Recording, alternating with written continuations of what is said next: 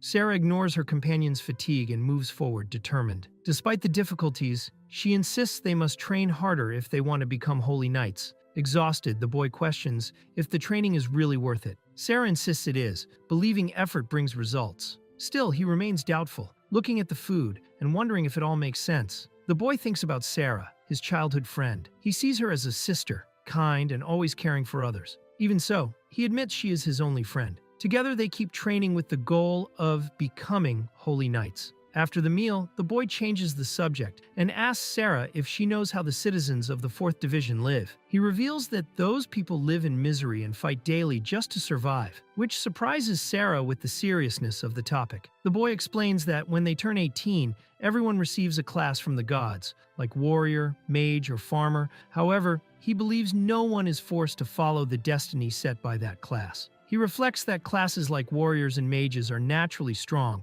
while farmers or merchants cannot act as adventurers. Overcoming these limits with pure effort seems impossible, until an explosion catches his attention. Sarah tries to encourage Leith, telling him he will surely get a strong class. Though unsure, he tries to believe. Before he can think more, she pulls him back to training, determined as always. Nowadays, the city is busy, full of people coming and going at the market. Amid the crowd, someone lets out an irritated shout, breaking the usual routine mood. Leith walks through the city, noticing the festive atmosphere around him. Sarah jokes that he probably barely slept from nerves. People recognize him as the Duke's son and greet him warmly, wishing luck on classification day. Embarrassed, he thanks them, while Sarah watches his popularity with a smile. Entering the hall, Leith and Sarah face a crowd. The mood is tense. Everyone seems serious. Some celebrate happily for receiving combat classes. Others show disappointment at getting common classes. A man announces the arrival of Duke Ride Wellesley, drawing even more attention. Duke Ride Wellesley enters the hall with a commanding presence. Sarah points him out to Leith, reminding him this is his father, the holy knight who governs the region.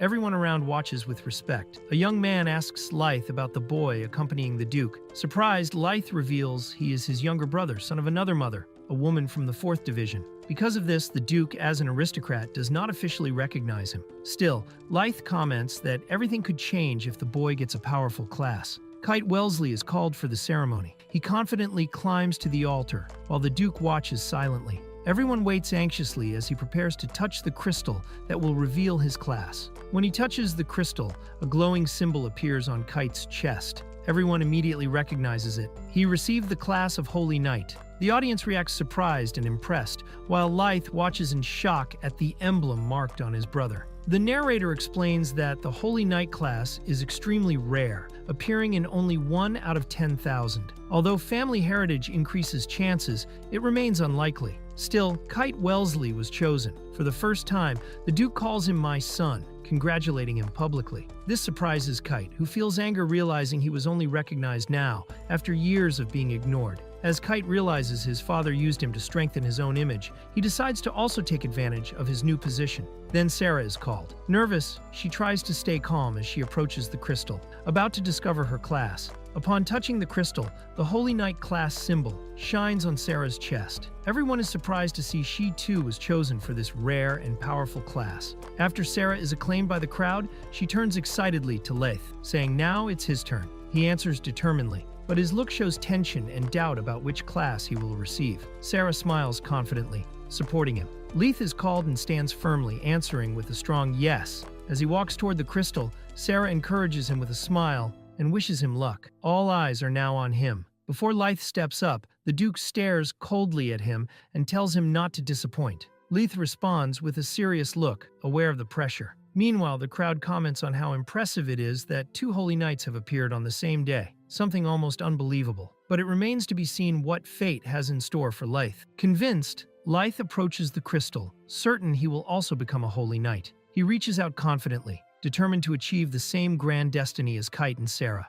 Leith, determined, vows not to lose to anyone. With a firm gaze and a pounding heart, he touches the crystal, resolved to gain power with his own hands. Meanwhile, the Duke watches carefully, as if calculating every move. With a fiery heart, Leith shouts his deepest wish. He wants to become stronger. The images reflect his determination and ambition, while the entire hall silently observes the decisive moment. The hall falls silent as everyone waits for Leith's class result. All eyes are fixed on him. Sarah, Kite, and even the Duke watch expectantly. A bright glow fills the crystal. surprising the high priest. Leith, sweating and with a racing heart, still doesn't know what has been revealed. Leith goes into shock when he realizes the crystal did not react to his touch. No glow, no symbol, nothing. The room fills with tension, and even the Duke watches silently, surprised by his son's failure. Desperate, Leith asks the priest what is happening. Sarah and the others are shocked, refusing to believe it. Even the Duke looks tense. The priest prepares to announce Leith's class in front of everyone. The priest announces the result. Leith received no class. He is declared classless.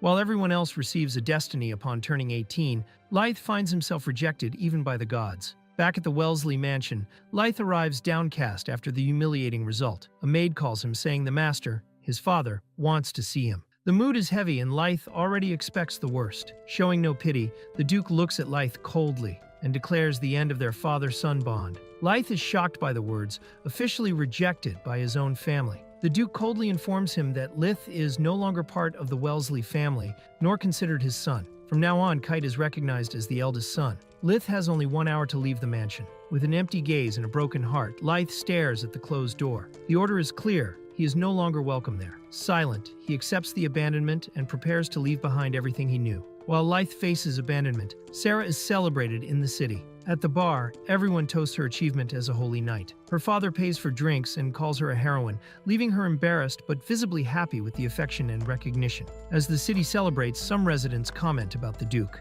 They find it impressive that 2 holy knights appeared, but regret that the Duke's legitimate son was classed as classless, while the younger brother received the rarest class. Leith takes one last look at the Wellesley mansion under the moonlight. Despite the pain, he gives a faint smile before leaving. Rumors linger. Was he really ever the Duke's son? Walking alone through the city, Leith thinks about getting a job even without a class. He tries to stay positive, despite the uncertainty. At the bar, someone comments they saw Leith leaving town, catching Sarah's attention. Sarah suddenly leaves the celebration upon hearing Leith has left. While others find her behavior strange, she runs through the streets, searching for him. Outside the city, Leith is already on his path alone. On the road, Leith finds work carrying luggage. One of the men calls him a rookie and asks his name. When he answers, he is recognized as the Duke's son, surprising everyone to see someone like him in such a humble position. Classless and without skills, Leith reflects on his situation. To survive, he needs money, and the only job he can get is carrying loads. Still,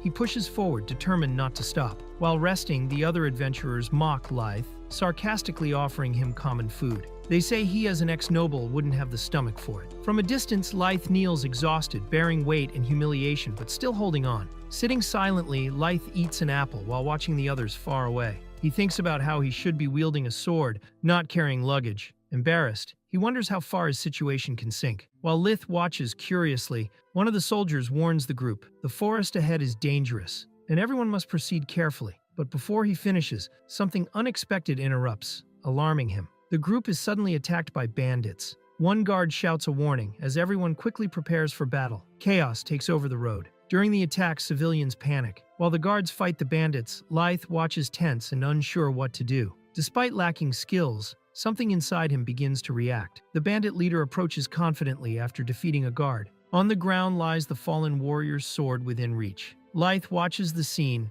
pressured and surrounded by enemies, while the survivors desperately await a response. With the guards dead, the bandits celebrate. One asks what to do with the civilians. Without hesitation, the leader orders, "Kill them all." Despair overwhelms the group as danger rapidly approaches. Facing the threat, Leith picks up the sword from the ground and charges the bandits. He shouts that he trained in swordsmanship for years, and even without combat skills, he is not defenseless. Determined, he attacks with courage. Leith fights bravely, but is quickly overwhelmed by the bandit leader, who knocks him down with a brutal blow. Even fallen, he refuses to give up. He knows he has no special skills, but understands that, if he doesn't fight, no one else will protect the innocent. Injured and facing the enemy head-on, Leith stands firm. The bandit leader calls him a nuisance, but he does not back down. With a determined look, he grips his sword tightly, thinking, "If I don't fight, who will?" During the journey, a little girl asks her father what a class is. He explains it's a power given by the gods when turning 18,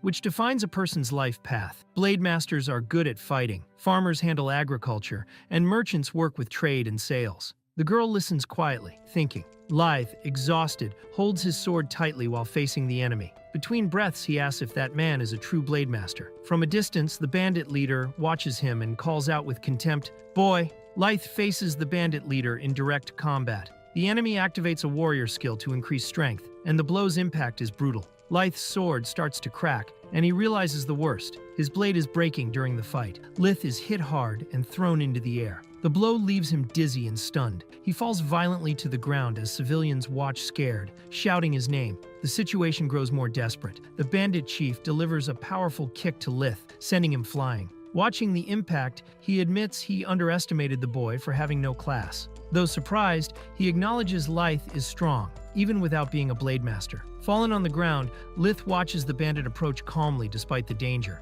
He wonders if this will be the end of his life, about to be defeated in front of everyone. The bandit leader prepares to finish Leith off, saying the joke is over. The girl watches in despair, realizing they are going to kill him. At the last moment, Leith reacts with a quick strike and surprises the enemy. The bandit mocks him, saying he could dodge the attack even with his eyes closed. However, Leith surprises by landing a direct and precise blow, leaving the enemy stunned. With a confident smile, Leith taunts that his skills aren't that impressive after all. Fallen and wounded, Leith screams in frustration, wondering why he is so weak. Staring into the void, overwhelmed by despair, he hears a mysterious voice echoing in his mind, interrupting his dark thoughts. Still on the ground, Leith listens in surprise to a female voice echoing in his mind. She announces that he has acquired the skill Physique Boost. Shortly after, another notification appears. He also received the skill Blade Boost. Shocked, Leith begins to realize something inside him has changed. The bandit attacks confidently, but is surprised when Leith firmly blocks the strike. Shocked, the enemy can hardly believe what he sees. The young man who seemed defenseless before is now able to parry his sword. Seizing the opening, Leith counterattacks swiftly. He lands a precise blow to the bandit's neck. The impact is brutal, and the enemy collapses to the ground, leaving the others in shock at the sudden turn of events. Another bandit charges with a fierce scream, but Leith, now alert, reacts just in time. He dodges and grips his sword tightly, preparing for the next move with precision and focus. Leith defeats another enemy with a sure strike. Panting and covered in sweat, he looks at the fallen bodies around him. Even exhausted, something catches his attention, keeping him on alert. After the fight, Leith tries to catch his breath. When he turns, he is surprised by the girl he saved, running toward him. She throws herself into his arms, crying with relief and saying how scared she was. The survivors thank Leith emotionally, acknowledging they would have died if he hadn't acted. Surprised, he admits his class isn't offensive, which causes even more astonishment. He himself begins to question how he managed to defeat the bandits,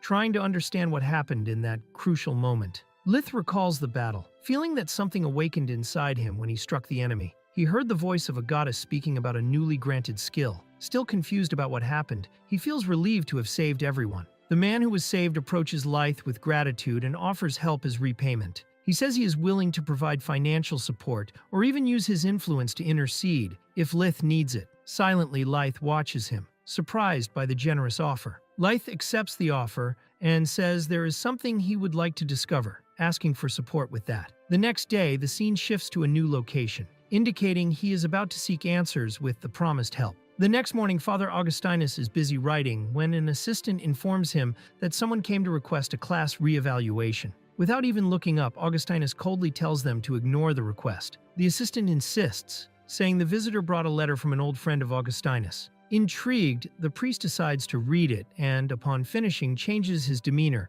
surprised by what he discovered. He murmurs in astonishment as he understands the situation behind the request. Leith is surprised to learn that the old merchant he saved is a longtime friend of Augustinus, the high priest. The priest comments that, despite many years without seeing each other, it's good to know his friend as well. Leith thinks, shocked, about how a simple help to a stranger connected him to someone so influential. Augustinus, the kingdom's archbishop, is impressed to hear Leith survived such a dangerous situation. Meanwhile, the merchant is surprised to discover his friend is someone so influential. Leith, still shocked by the unexpected connection, watches everything silently, gaining respect for the presence around him. Augustinus observes Leith and comments that he was designated as classless. Leith confirms he wants to be re-evaluated. Although the procedure is usually not allowed, the Archbishop agrees, since the request came from an old friend. Without delay, he decides to start the re-evaluation. Augustinus warns Leith not to have high expectations, as there has never been a mistake in the crystal's assessments.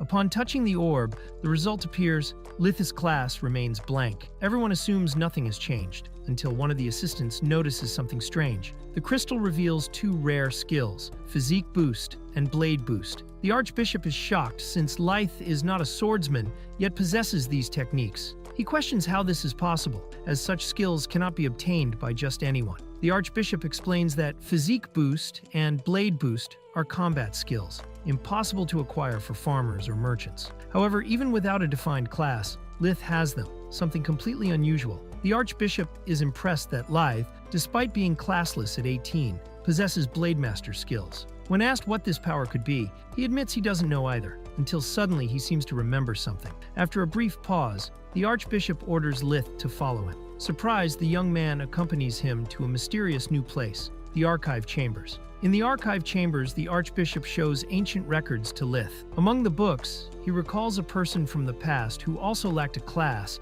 but, according to the records, had a hidden skill. This discovery leaves Leith intrigued and hopeful. The Archbishop reveals that the classless individual mentioned in the records possessed a special ability, the power to copy the opponent's skill. If Leith has the same ability, it would explain why he appears to have no fixed skills. Faced with this possibility, Leith hesitates but seems about to share something important with the Archbishop. The Archbishop confirms the theory. Leith acquired his combat skills only after hitting the Bandit. This reinforces the idea that his unique ability is to copy others' skills, explaining why he had none before the fight. The protagonist accepts the conclusion that his ability is copying others' skills, confidently stating, "That's it." However, the Archbishop admits the details are still unclear and cannot be confirmed exactly. Therefore, he advises the young man to discover everything on his own from now on. The protagonist leaves the place satisfied, feeling relief knowing someone in the past went through the same circumstances. Even without full answers,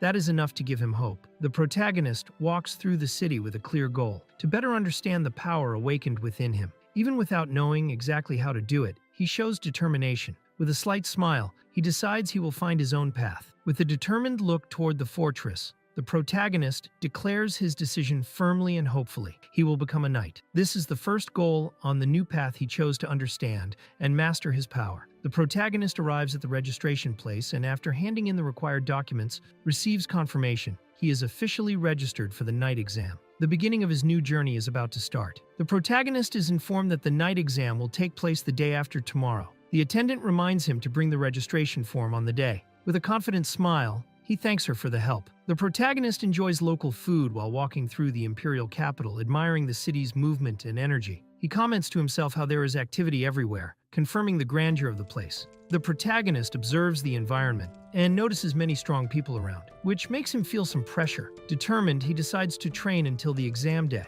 At that moment, something catches his attention, and he turns curious. An exhausted girl runs through the busy streets until she spots someone in the distance. Gasping, with tears in her eyes and a relieved smile, she shouts the name Leith, saying she finally found him. Her expression mixes happiness with despair, suggesting the search was long and important. Leith recognizes the girl and is startled to realize it is Sarah. Confused and apprehensive, he tries to step back while she advances determinedly. Sarah's look is serious and tense, making it clear something important and possibly dangerous is about to happen between them. Sarah runs full speed toward Leith and, to his surprise, hugs him tightly, almost making him lose balance. Dazed, he blushes and feels confused, not understanding her sudden reaction. The previous tension turns into an unexpectedly emotional moment. Sarah falls to her knees before Leith, tears streaming down her face. Between sobs, she reveals she was desperate, afraid she had lost him. Leith watches silently, surprised and moved. Even through tears, Sarah makes it clear she was worried about him the whole time. While Sarah tearfully reveals she thought Leith might have taken his own life, he lowers his head and sincerely apologizes. The mood is tense and emotional, but soon breaks when Leith, still lying with Sarah on top of him in the middle of the street, suggests with a smile, "First of all, how about we get up first?" Around them, many people watch the scene with surprise and curiosity, while Sarah blushes deeply with embarrassment. Leith bows apologetically to Sarah, explaining that he left home without telling anyone to work as a porter and earn money. However, during the job, he was attacked by bandits. Sarah listens with crossed arms, visibly irritated but also relieved to see him safe. Leith confirms to Sarah that he acquired his skills after facing the bandit. Surprised and excited, she celebrates the discovery and points out that now that he has skills, everything changes. Sarah asks if Leith will take the knight exam, and he confidently replies yes. Then she approaches with a determined look and calls him with a "hey," implying she has something important to say or propose. In front of a large pile of stones, Sarah surprises Leith by asking to see his skills. He reacts confused, not understanding the sudden request. Sarah challenges Leith to cut a huge stone. Still unsure of his skills, he prepares confidently, grips his sword, and attacks. Leith activates the physique boost skill, channeling energy into his sword. Sarah watches surprised, recognizing the technique, and realizing he can use it too. Leith activates the blade boost skill and attacks with full force. Sarah observes impressed as he strikes directly against the huge rock. Leith successfully cuts part of the rock. Sarah, surprised by the power of physique boost and blade boost, says that with this power, he will easily pass the knight exam. Sarah comments that Leith hasn't seen a holy knight skill yet. Realizing this, she decides to personally show what she can do, leaving onlookers surprised by what is about to happen. As the ground shakes and intense energy starts to form, a spectator watches fearfully. He can't believe what he's seeing and confirms in shock that really is a holy knight skill. In the background, Sarah remains firm, gradually revealing the power of her class. Leith confirms he got his skills after hitting the bandit. Curious, Sarah asks him to extend his hand, which leaves him confused about the reason. Upon touching Sarah's hand, Leith unexpectedly acquires two new skills: Celestial Boost and Celestial Blade. Surprised, he can barely understand what just happened. Leith confirms he received the skills after the touch, but questions if Sarah is sure about the decision. She assures him yes, explaining her power did not decrease by sharing them. Grateful, he thanks her for the generous gesture. Sarah smiles and trusts that the skills she gave Leith will be useful. Before saying goodbye, she winks and promises to wait for him at the night order, making clear she believes in his potential. In the imperial capital, a crowd of candidates gathers for the night exam. The presence of so many participants draws attention, but the organizers are already used to the high number of registrations. Officer Roger watches the gathered candidates and, with skepticism, comments that none of them seem promising. He questions whether they truly have what it takes to become knights.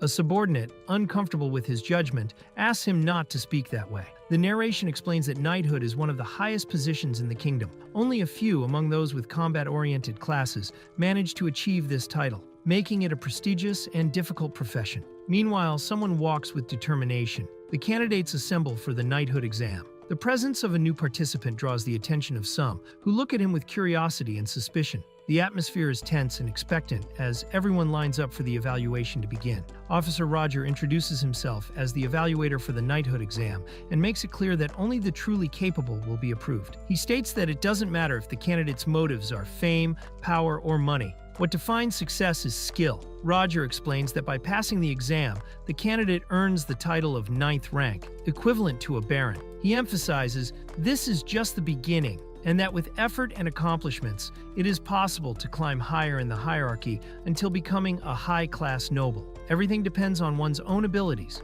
Roger raises his fist, exciting all the night exam candidates, who respond with enthusiastic shouts. Meanwhile, a man watches the scene with a sinister smile. Then, Roger declares the official start of the exam. During the roll call, the officer announces the name Edward and confirms his class as Knight. Then he calls Leith Wellesley, but is surprised to see no class recorded. Believing it to be an error, he questions Leith about missing data on the form, while Leith approaches to explain. Leith confirms the form is correct. When questioned by the evaluator, he explains that he received his oracle normally, but was not assigned to any class. This surprises those present, making clear that his situation is unusual. Upon learning that Leith has no class, everyone is shocked. He humbly confirms the information, causing concern among the examiners. One examiner, confused, asks how he intends to fight under such conditions, making it clear that the situation is rare and troubling. The examiners explain that to become a knight, one must possess offensive skills like those of mages and swordsmen.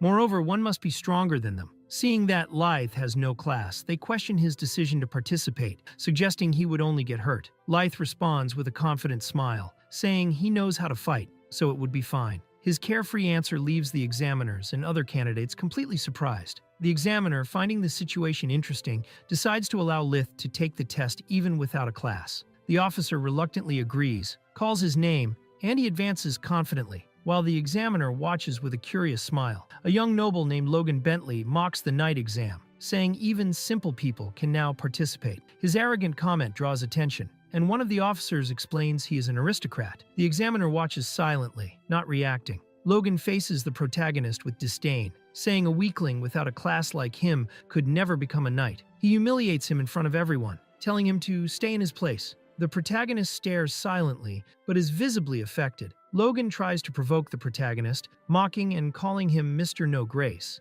but is completely ignored. The boy, calm, just confirms with the examiner if he can still participate. With permission granted, he coldly replies to Logan that he has no room in his brain for irrelevant things. Furious at being ignored, Logan loses control and charges at the protagonist with his sword, shouting insults and calling him a classless worm. The protagonist, however, remains calm and faces the attack coldly. At the exact moment Logan attacks, Roger intervenes and firmly blocks his sword. With a serious look, he reprimands him, making it clear the exam hasn't even started, and acting impulsively has consequences. Roger holds Logan's blade with one hand, stopping the attack decisively. Everyone around watches surprised, while the examiner approaches, writing something down and preparing a box, probably with materials to start the next phase of the exam. Logan steps back with a forced smile and apologizes to the officer. Roger then orders everyone to return to their places. Meanwhile, Logan looks at Leith with a serious gaze and calls his name, heightening the tense atmosphere.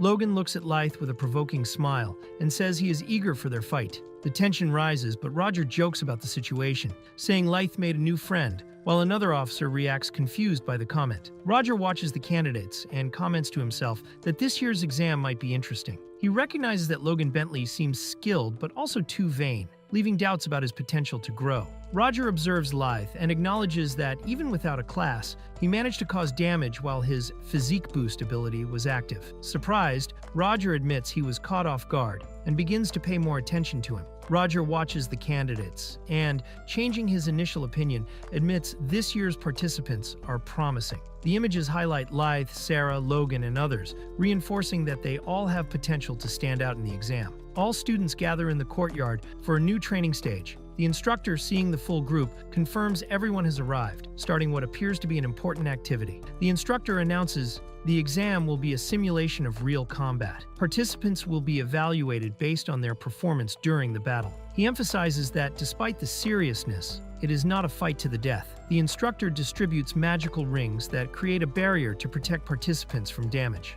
The goal is to hit the opponent and break their defense. Whoever succeeds wins. With everything ready, he begins the exam. The first round of Block A starts. The name called is Leith Wellesley, who positions himself seriously. The instructor announces the opponent will be revealed shortly, while others watch attentively and are surprised by the quick start. Leith's opponent is announced Logan Bentley, a confident candidate praised by his peers. As he is cheered on, one of them mocks Leith, calling him useless and unemployed. Leith watches silently, maintaining focus. Before the fight starts, the instructor confirms both have put on their protection rings. Logan mocks Leith sarcastically, saying to fight fairly and teasing with pity for you. Leith just watches, remaining calm. Logan approaches confidently, provoking Leith for being matched against him. The instructor then signals, officially starting the combat exam. Logan attacks first, conjuring a fire spear with a confident smile. Spectators realize he is a mage, while Leith watches the incoming attack. Leith remembers the Bentley family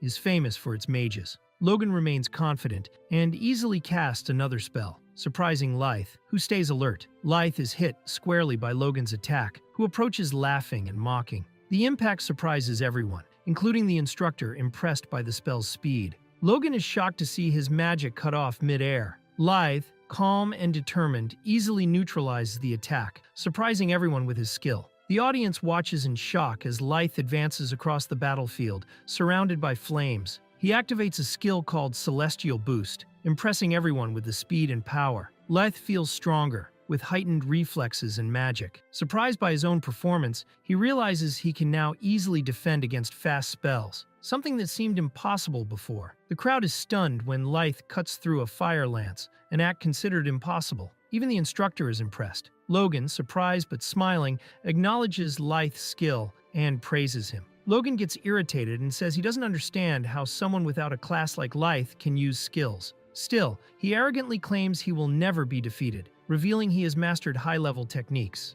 Leith remains calm, facing the provocation. Logan gets excited, calling himself a genius and mocking Leith again for having no class. Leith replies calmly, unaffected. Suddenly, Logan says he has an idea, his expression disturbed. Logan prepares a new massive attack, filling the sky with multiple fire lances. He admits Leith blocked his first spell, but now challenges him to stop this stronger assault. Logan unleashes his final attack with fury, launching the technique Fire Lance Line straight at Leith. The impact causes massive destruction on the field, and Logan yells confidently, believing this will decide the fight. Just as the judge is about to call the match over, Leith counterattacks with his technique Celestial Sword. The blow is so powerful that the instructor says even the protective ring wouldn't save Logan if hit directly. Logan tries to react but is completely overwhelmed by Leith's attack. The energy from the Celestial Sword pierces everything and hits the arena wall. Sitting on the ground in shock, Logan can hardly believe what happened. Leith stands firm, holding his sword after the strike.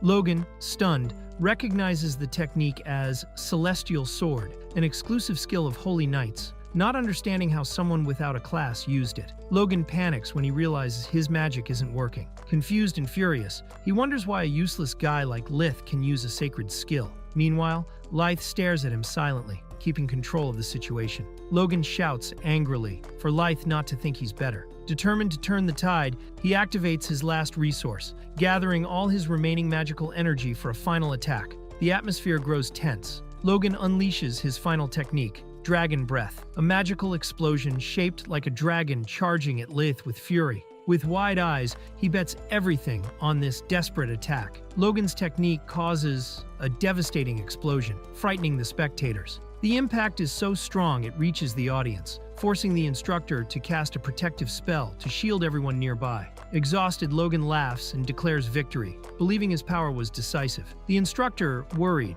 notes Logan is not holding back and comments the attack could have been fatal. But to everyone's surprise, a firm voice replies, "Not yet victorious." Leith emerges unharmed from the attack, moving forward through the smoke. Logan, shocked, panics and fires several fire lances rapidly, yelling that it's impossible. But nothing stops Leith. Leith delivers a powerful strike directly to Logan, breaking through his defense. The impact is so strong the ground cracks, and Logan's protective ring starts to shatter, unable to withstand the blow. The force of Leith's strike is so destructive the arena floor explodes, sending debris flying everywhere. The spectators instinctively shield themselves, shocked by the destruction. Logan lies unconscious on the ground, defeated among the rubble. The judge raises his hand and declares Leith Wellesley the winner of the battle. Silence takes over the field after the brutal fight ends. In a forest, a woman holds a child, desperate and calling for help. A huge monstrous bear approaches, roaring, ready to attack.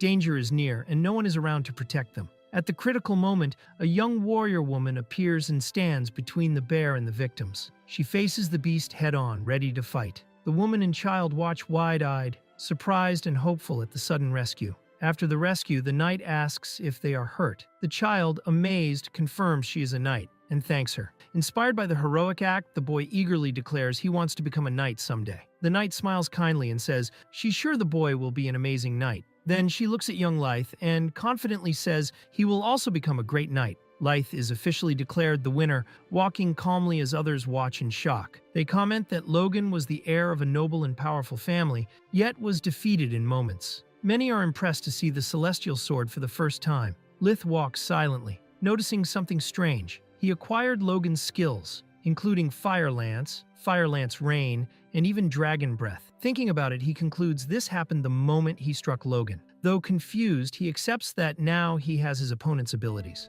Leith asks about Logan's condition and feels relieved seeing he is not badly injured. He admits to himself that, since it's his first time using a Holy Knight skill, he couldn't control the impact well. Meanwhile, the instructor watches him with a serious look, as if about to say something important. The instructor prepares to announce the next fight, excited by Leith's potential. However, Logan stands up furious, interrupts the ceremony, and accuses Leith of cheating, demanding the fight be annulled. Angry and refusing to accept defeat, Logan accuses Leith of cheating, claiming he hid his true class. He says Leith is actually a holy knight disguised as classless, which would break the rules and honor of the exam. Logan insists on the accusations, and tries to convince others that Leith only won because he secretly received help from a real holy knight. According to him, that explains the high-level skills, and is a fraud to bypass the exam. Logan demands Leith's disqualification, accusing him of cheating. Some start to agree, finding it suspicious that a classless person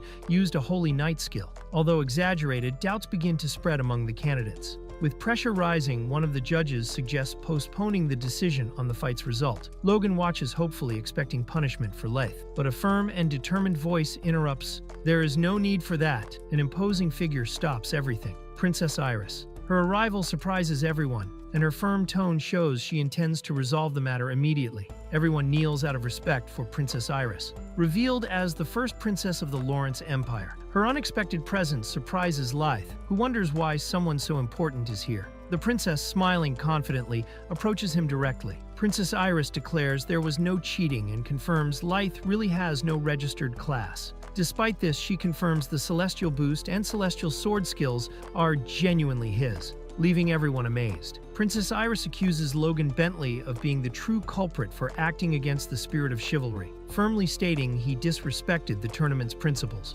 Logan tries to dodge the accusations, saying he doesn't understand what the princess means. However, Iris says she has proof and calls a young woman as witness, making clear the truth is about to be revealed. The young woman reveals that several people were using strengthening magic to help Bentley in his fight. Iris firmly confirms the accusation, saying she can't be fooled because she has an evaluation skill that detected everything. Princess Iris exposes Logan Bentley's crimes and his accomplices, who used magic to cheat. She says she saw through all their lies and, with clear proof, orders them taken into custody. Logan tries to justify himself desperately, but is ignored and dragged away by guards. Princess Iris ends the trial firmly, declaring the case closed. Everyone is stunned by her decisive stance, while Leith watches impressed, comparing her presence to a storm. Amid the silence, she asks everyone to stand, bringing the ceremony back to its pace. Princess Iris approaches Leith and asks his name directly. Surprised, he respectfully confirms it,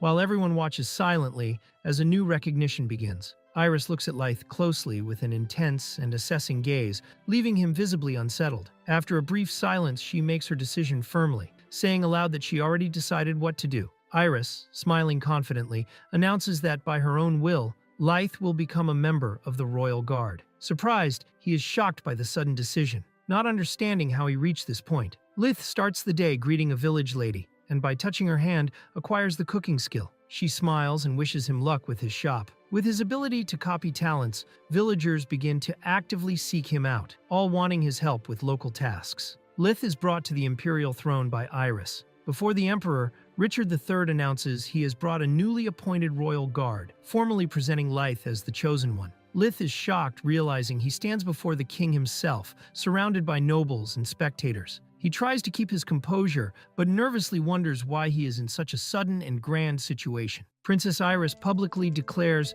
she will appoint Leith as one of the royal guards, surprising everyone. The examiner tries to object, saying this is unprecedented for a rookie, but the princess insists firmly, asking if she cannot take him with her. The examiner explains to Princess Iris that there is a hierarchy among knights. Those who pass the exam start at the 9th rank, and only the knight who leads all others can reach the 1st rank. He implies appointing someone directly to the royal guard breaks this traditional order. The princess listens carefully, thinking about the imposed structure. The examiner tries to justify that only knights of the 7th rank or above can serve in the royal guard, as stated in legal texts. However, Princess Iris firmly replies that nothing prevents a rookie from already receiving the 7th rank. With no arguments, the examiner is forced to accept. Iris then orders that Leith be taken immediately to the personnel sector, leaving everyone surprised by her authority. Leith shakes Princess Iris's hand and promises not to disappoint her now that he is part of the royal guard. Smiling, she says she is counting on him. Then she says she wants to introduce him to someone, and Leith accepts immediately, ready for what's next. The princess's father watches Leith with a stern expression, making him nervous. Meanwhile, Iris tries to convince the king by mentioning Leith's impressive victory in his last duel. The king calls Leith and comments that his immediate appointment as royal guard is unusual, suggesting his daughter, Princess Iris, showed great interest in him. Leith responds respectfully, visibly embarrassed. During the audience, Princess Iris surprises everyone by declaring to the king that she has chosen Leith as her future husband. The announcement leaves Leith completely shocked, unable to react. Leith is in complete shock from the princess's announcement, shouting in surprise. As he tries to understand the situation, the king remains silent with a restrained smile. The princess just smiles, leaving everyone confused and speechless at the unexpected declaration. The king approaches and comments that his daughter seems to have special regard for Leith. Relieved that the king is not angry, Leith relaxes. Then the king extends his hand, and they shake in acceptance. Right after the handshake, the king releases an intense and threatening aura. Everyone around feels the suffocating pressure. Leith is terrified, thinking he might be killed. The king stares seriously and says it takes courage to try to win his daughter. The king is feared for his legendary strength. Rumors say he defeated an enemy camp alone and even killed a dragon with a single strike. His fame only adds pressure on Leith. Leith freezes as he feels the king's thirst for blood directed straight at him. The same king who defeated a dragon with a single strike now stares at him with deadly intensity. Even with the king's oppressive aura still lingering, he firmly holds Leith's hand, smiling with a serious expression. The gesture contrasts with the vivid image of his raised sword, reinforcing the tension that everything could change at any moment. After testing Leith with his intimidating presence, the king steps back and laughs, praising his strength. Leith sighs in relief, thinking it would be his end. Iris watches with curiosity, while the king, still smiling, turns his attention to his daughter and calls her by name, Iris, with a more serious look. The king acknowledges Leith's worth, saying his origin doesn't matter in the face of true skill. Then he promises to reward him with a duke title, or even make him his son-in-law if he keeps standing out. Iris is moved, and Leith, surprised, is unexpectedly embraced by the king. Leith praises the king, calling him kind, and Iris agrees excitedly. Jokingly, he says they'd make a great couple, leaving Iris embarrassed and unsure how to react. When he keeps calling her princess, she corrects him, telling him to call her just Iris, giving a direct order. Leith asks where they will go now, calling Iris by name. She's surprised by his initiative, but soon smiles and admits she hasn't told him the destination yet. The cryptic answer leaves Leith confused and curious. During training, a masked warrior firmly blocks his opponent's attack. The other young man, agile and determined, launches a precise jump, aiming a direct strike, showing this duel will be intense. The young warrior defeats his opponent with an acrobatic, precise strike. Meanwhile, Iris walks with Leith down an elegant corridor and announces he will be introduced to the royal guard. Iris informs Leith he will serve directly under her command. When they arrive in front of the guard's room, she recalls something important. Soon a swordsman with a serious air appears, giving a warning with his sword in hand. The swordsman who gave the warning starts a fight but is quickly knocked down. Watching the scene, another guard comments that maybe someone among the royal guards goes beyond the ordinary. After knocking down his opponent, the swordsman pins him to the ground and demands to know who is trying to kill him. Leith watches surprised, not understanding what is happening. Leith formally introduces himself to the king as the new royal guard, while Iris declares she chose him as her future husband. After a moment of silence, the king reacts comically and threateningly, saying Leith is dead, leaving the young man completely confused. Iris officially presents Leith as the new member of the royal guard in front of everyone. Soon after, another guard asks to speak for a presentation, indicating something more serious or important is coming. Leith politely introduces himself as the new royal guard member, saying he is happy to meet them. The guards watch silently, but one steps forward, indicating something important is about to happen. Leith is approached by one of the guards, who introduces himself as Larg, heir to a duke. He asks about Leith's origin, expecting a noble answer, but Leith answers firmly and simply, he is just a commoner. Tension between origins and merit starts to build in the group. Larg provokes Leith, questioning how a commoner became a royal knight. He feigns interest, insinuating Leith must be exceptional for that. With a sarcastic smile, he asks which knight order he came from. Iris watches silently as tension rises. Iris reveals Leith was knighted that very day, surprising everyone. The revelation shocks Larg, who immediately advances with a tense expression, while Leith and Iris react alert, ready to defend themselves. The atmosphere grows tense as Larg realizes Leith was knighted and promoted directly to the 7th rank. He starts to look suspiciously, while Leith,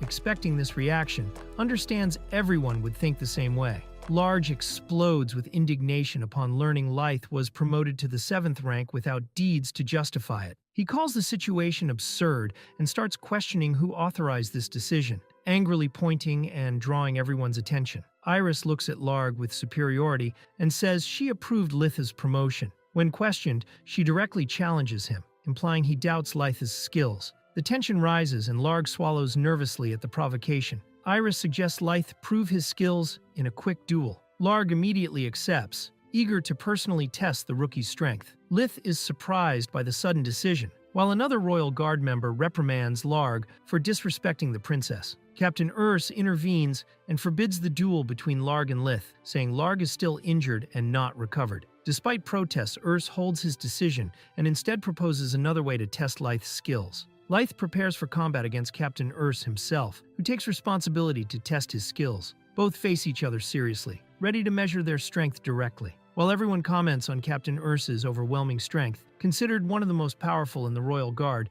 Iris firmly states she believes in Leith. Even facing such a feared opponent, she trusts his Holy Knight abilities. Urs sets the duel rules. No offensive or defensive skills allowed, only swords in direct combat, but with protective rings activated. With both sides agreeing, the duel officially begins. Leith attacks with force, but realizes Urs is more resilient than expected. Without retreating, he changes strategy and starts testing his speed, circling Urs with quick movements and successive strikes. During the exchange, Leith feels Urs's strength impact, noticing the weight in his own movements. Still, he continues determined. Urs, surprised by Leith's endurance, acknowledges his strength in the fight. Spectators begin recognizing Leith's strength, including Larg, who reluctantly admits his talent just by watching. Iris watches silently, impressed. Urs, feeling the pressure, advances more seriously in the duel. Urs attacks with full power, and Leith barely holds the blow. The impact reveals the captain's true intensity, leaving the young man surprised by the crushing force he faces. Leith is hit by a direct strike from Urs and violently thrown against the upper floor's railing. The impact is so strong it destroys part of the structure, shocking the observers. Despite the strong throw, Leith quickly recovers. He admits he couldn't block the previous blow, but decides to change his stance. With a determined look, he jumps toward the opponent, taking a decisive offensive position. Leith charges down with his sword, determined to turn the tide with a direct attack. Captain Urs recognizes the strategy and, with a fierce shout, replies he won't hold back either. Both are now ready to fight with everything they have. The characters watch in surprise as something falls from the sky. The scene changes to another place, where a young man kneels, staring at the ground. A piece of wood falls violently near him, making clear he was almost hit. Behind him, a knight watches silently, conveying tension. During the battle, the protagonist charges with a shout and tries to attack from above. However, the enemy stays calm and calculates the right moment. When the protagonist stays too long in the air, Captain Urs takes advantage of the opening and applies his special strike. Captain Urs picks up the cracked piece of wood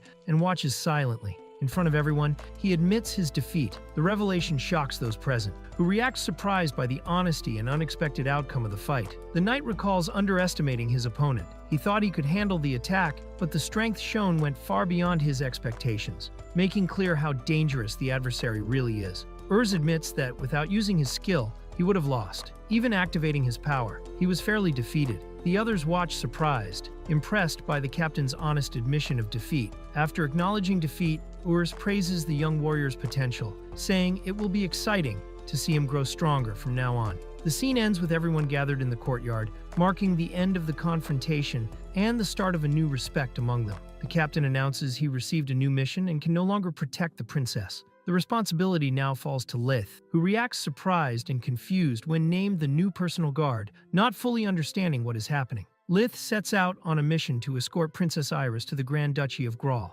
Although there are only 3 guards, Captain Urs fully trusts Leith's strength and believes he will handle the task. As the carriage travels, the princess remains silent, focused. The other 2 guards on the mission are introduced. Larg, serious in appearance, and Lieutenant Zack, known for his dedication and sincerity. Zack trains even during the mission, encouraging Larg to stay in shape and not lose to the rookie Leith. As Leith prepares for the trip, the princess calls him and reminds him of a previous warning. There may be an assassin infiltrated among the royal knights. The revelation brings tension, suggesting the mission will be more dangerous than it seems. The princess reveals she obtained confidential information from the knights and was almost killed by an assassin. Since then, she lost trust in the royal order's personnel sector. Suspicious, she believes the traitor is among them. The princess reveals she suspects the assassin is connected to Princess Camilla, her half-sister. Worried about possible betrayals, she personally chose Leith to be by her side. Before leaving, she asks him to meet her at night to reveal more information. At night,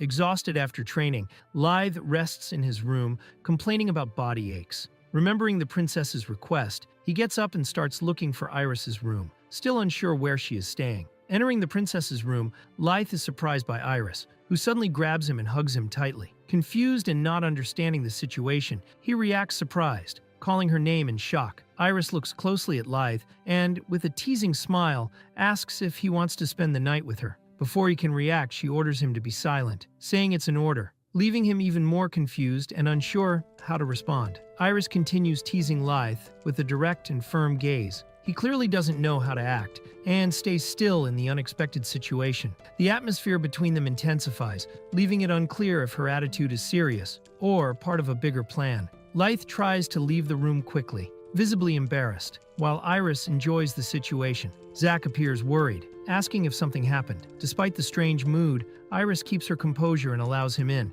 while Leith wonders how he ended up in that situation. Zack reports he received an alert from Larg. A group of thieves is coming to attack the place. Facing urgency, he recommends immediate evacuation. Leith and Iris become alert, realizing the situation got serious. A knight rushes in, demanding the princess flee immediately, saying there's no time to lose. But as he approaches from behind, his look and hidden hand movement reveal suspicious intentions. Iris notices something strange, her expression turning serious and distrustful. Zack reveals his betrayal by trying to attack the princess from behind. Leith acts fast and blocks the blow, demanding explanations. Surprised, he accuses Zack of treason, but the lieutenant only smiles with a sinister look, confirming his ill intentions. Zack reveals his plan: eliminate Leith and Iris to erase any proof of his betrayal. Iris confirms her suspicions, stating he is the infiltrated assassin. With a cruel look and sword in hand, Zack prepares to attack mercilessly. Zack casts a spell called Stone Lance and throws a huge stone spear toward Leith and Iris.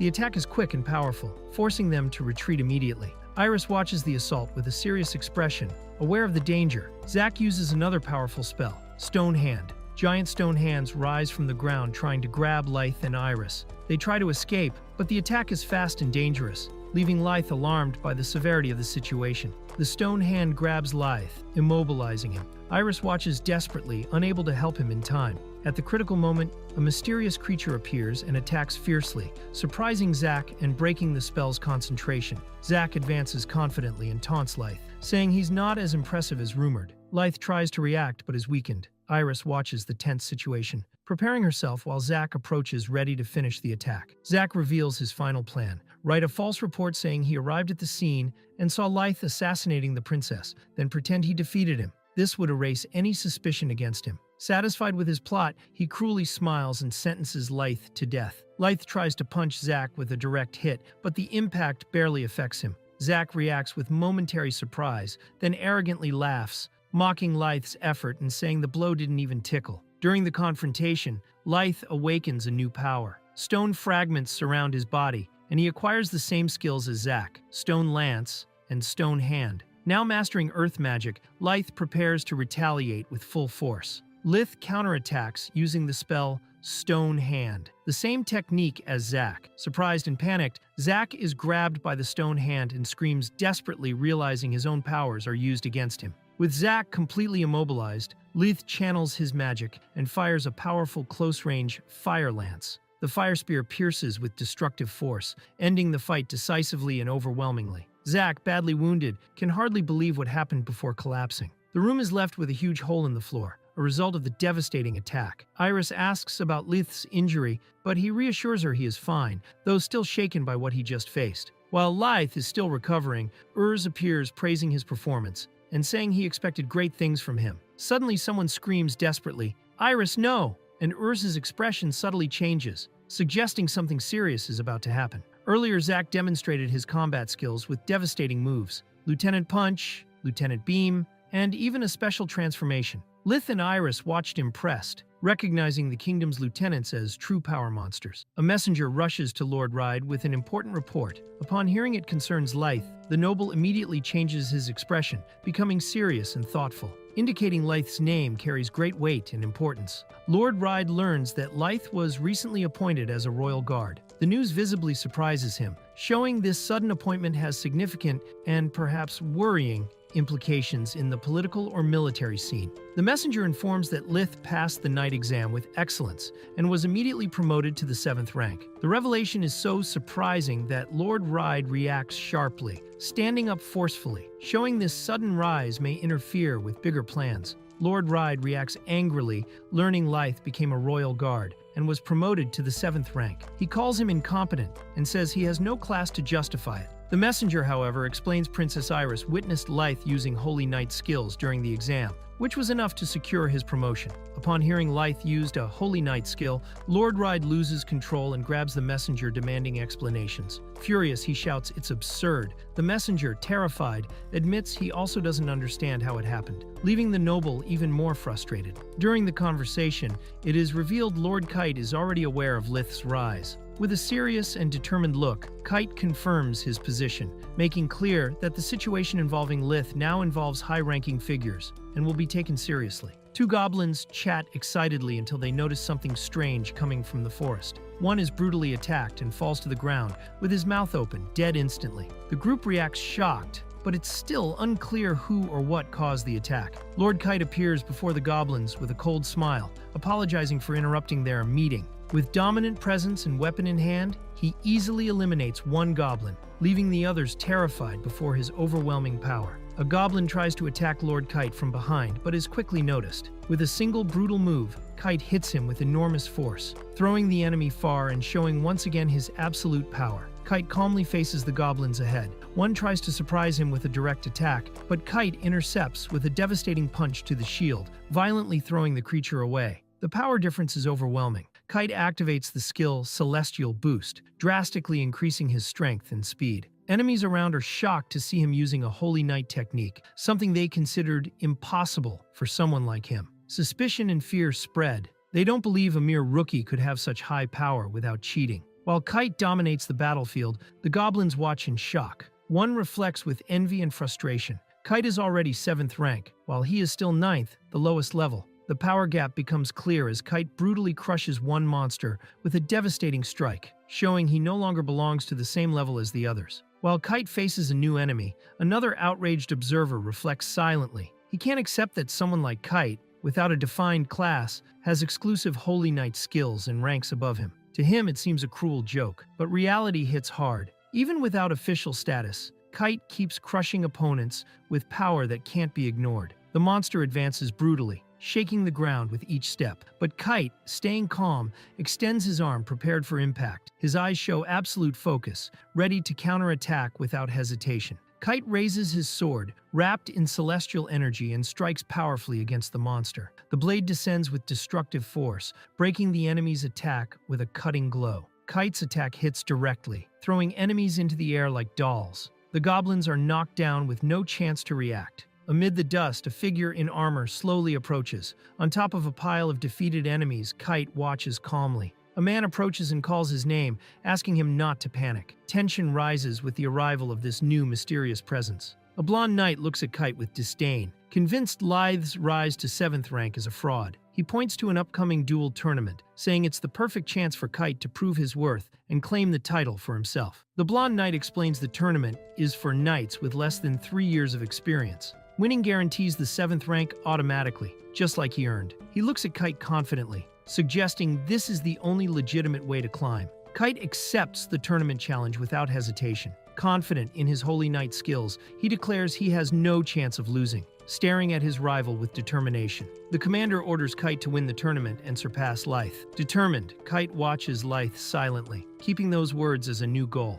The man asks the king if he is all right. The king replies that he is fine despite the situation. Another character looks surprised and hesitates before speaking. A clearly tense character asks the captain why he is there. The captain calmly tells him to calm down. The captain reveals that he has been watching all along, close to the king. He explains that he kept the guards to a minimum to catch the assassin off guard, but only superficially. The captain says that since the other fought the assassin alone, he didn't need to show up. The woman comments that they noticed the lieutenant's suspicious behavior. The man just replies that he understands. The woman asks why such a reckless group would plan to assassinate the king. The captain explains it is probably a plan by Princess Camilla to take the throne. The man recognizes the princess's name, remembering she is Iris's younger half-sister. The woman calls out the name Leith. The woman warns there will be a duel tournament next week, with many important people from the kingdom attending. She has a feeling Camilla will be there too. Leith thinks the royal family's personal relationships are complicated. The woman calls Leith's attention, and he confirms he is listening.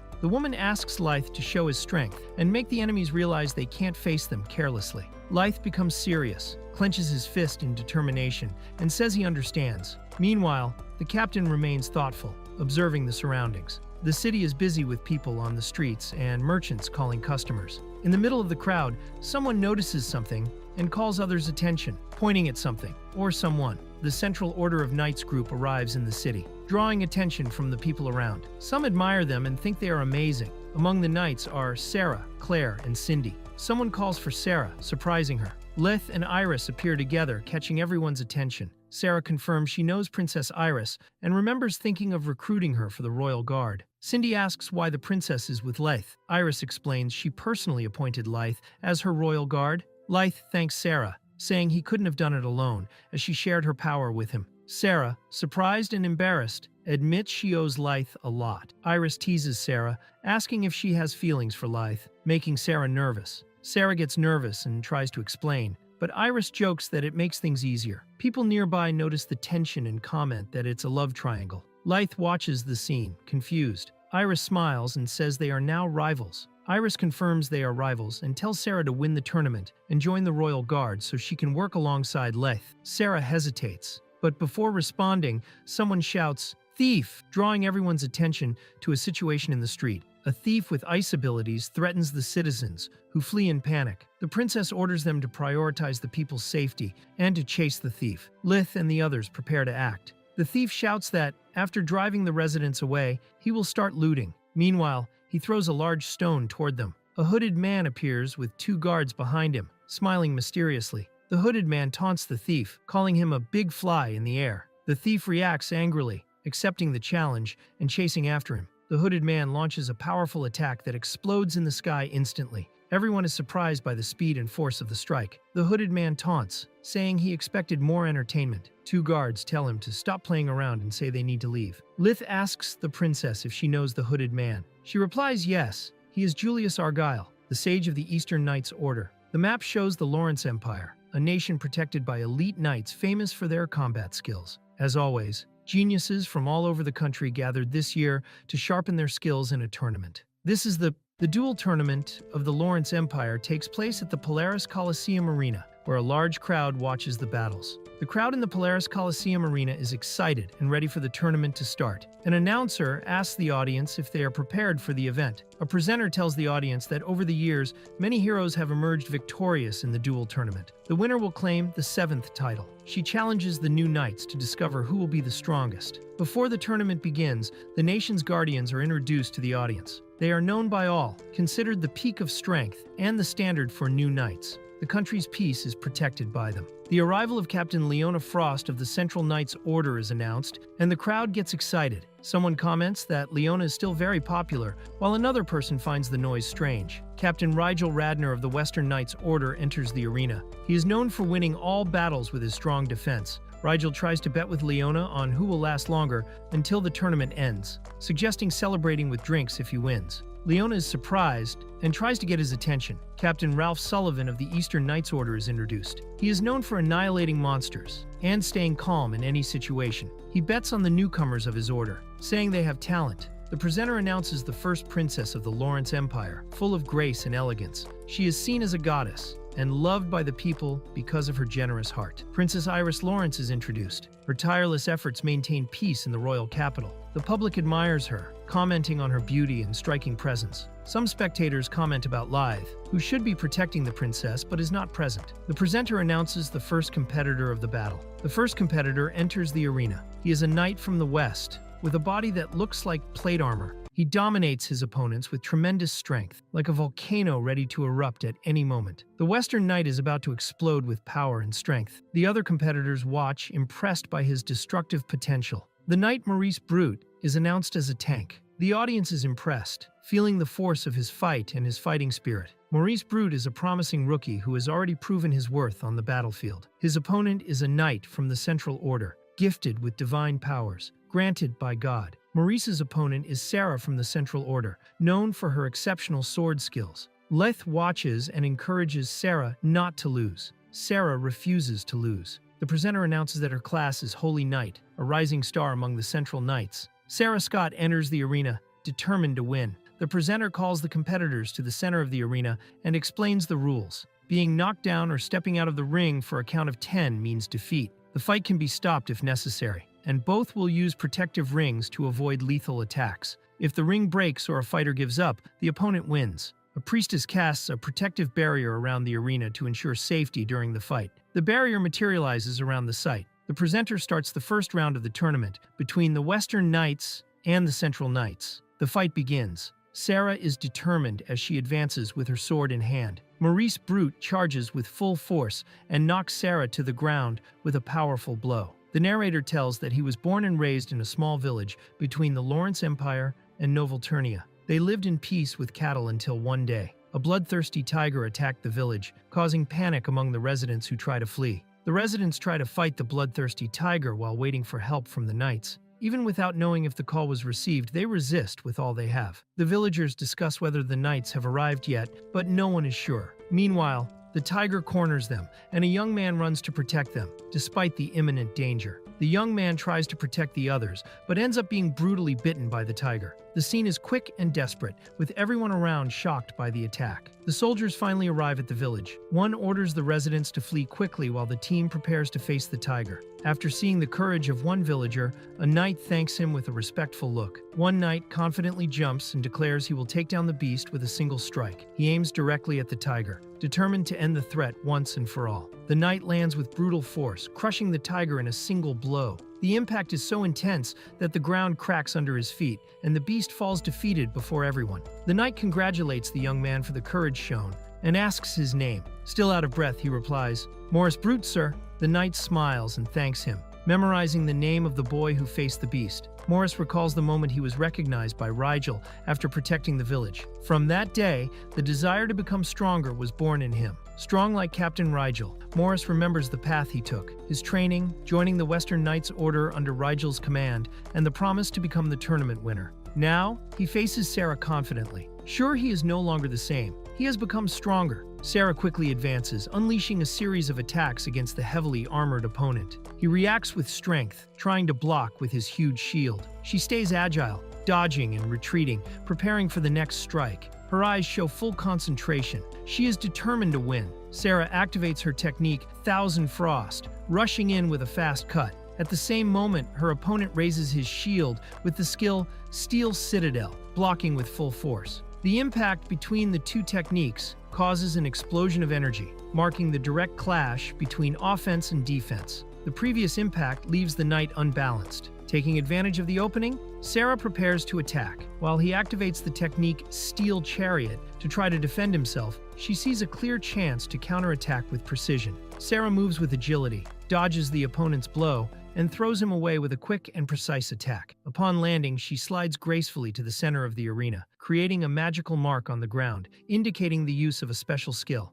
Maurice and Sarah face each other firmly in the center of the arena. He, imposing with his heavy armor. She, confident with her sword raised before her face. Both show they are ready to decide the fight with all they have. The audience watches in tense silence as something surprising is about to happen. Looks of surprise and apprehension spread through the stands. The narrator, impacted, can barely contain the reaction. Everyone realizes that something decisive is about to mark this duel. The duel between Sarah and Maurice continues fiercely, with neither giving way. Their strength seems balanced. Meanwhile, the veterans watch closely, commenting on Maurice's experience. Despite his youth, he shows impressive combat control, wielding a heavy warhammer naturally, something rare even among veteran knights. Since joining the Western Knights Order, Maurice never backed down from monsters or beasts. He always stayed at the front line, protecting his companions. His constant courage in dangerous battles earned him so much combat experience. The crowd is shocked by the performance of the newly arrived girl to the Order. The fight is unpredictable. No one can look away for even a second. Among the spectators, a hooded man watches everything carefully with a slight smile, fiddling with a cube. For him, the fight is only getting more interesting. After a brief pause, the opponent addresses Sarah abruptly, calling her only you. Offended, she reacts by demanding respect and stating her name firmly. The knight then acknowledges her, repeating her name in a calmer tone, as if memorizing it. In the middle of the battle, Morris suddenly stops and confesses his feelings to Sarah, saying he fell in love the moment he saw her fight. Surprised, she reacts unsure of what to say. The audience is shocked by the sudden twist. While Sarah is still shaken by the confession, the other characters react with surprise and sarcastic comments. One explains that Morris's squad consists only of men, which might explain his impulsiveness in falling in love. Iris enjoys this situation, while a visibly nervous Sarah just sighs, unsure how to respond. Sarah looks at Morris firmly and says she will give her answer after the fight, making it clear she won't hold back. Morris smiles confidently, saying that's exactly what he expects from her.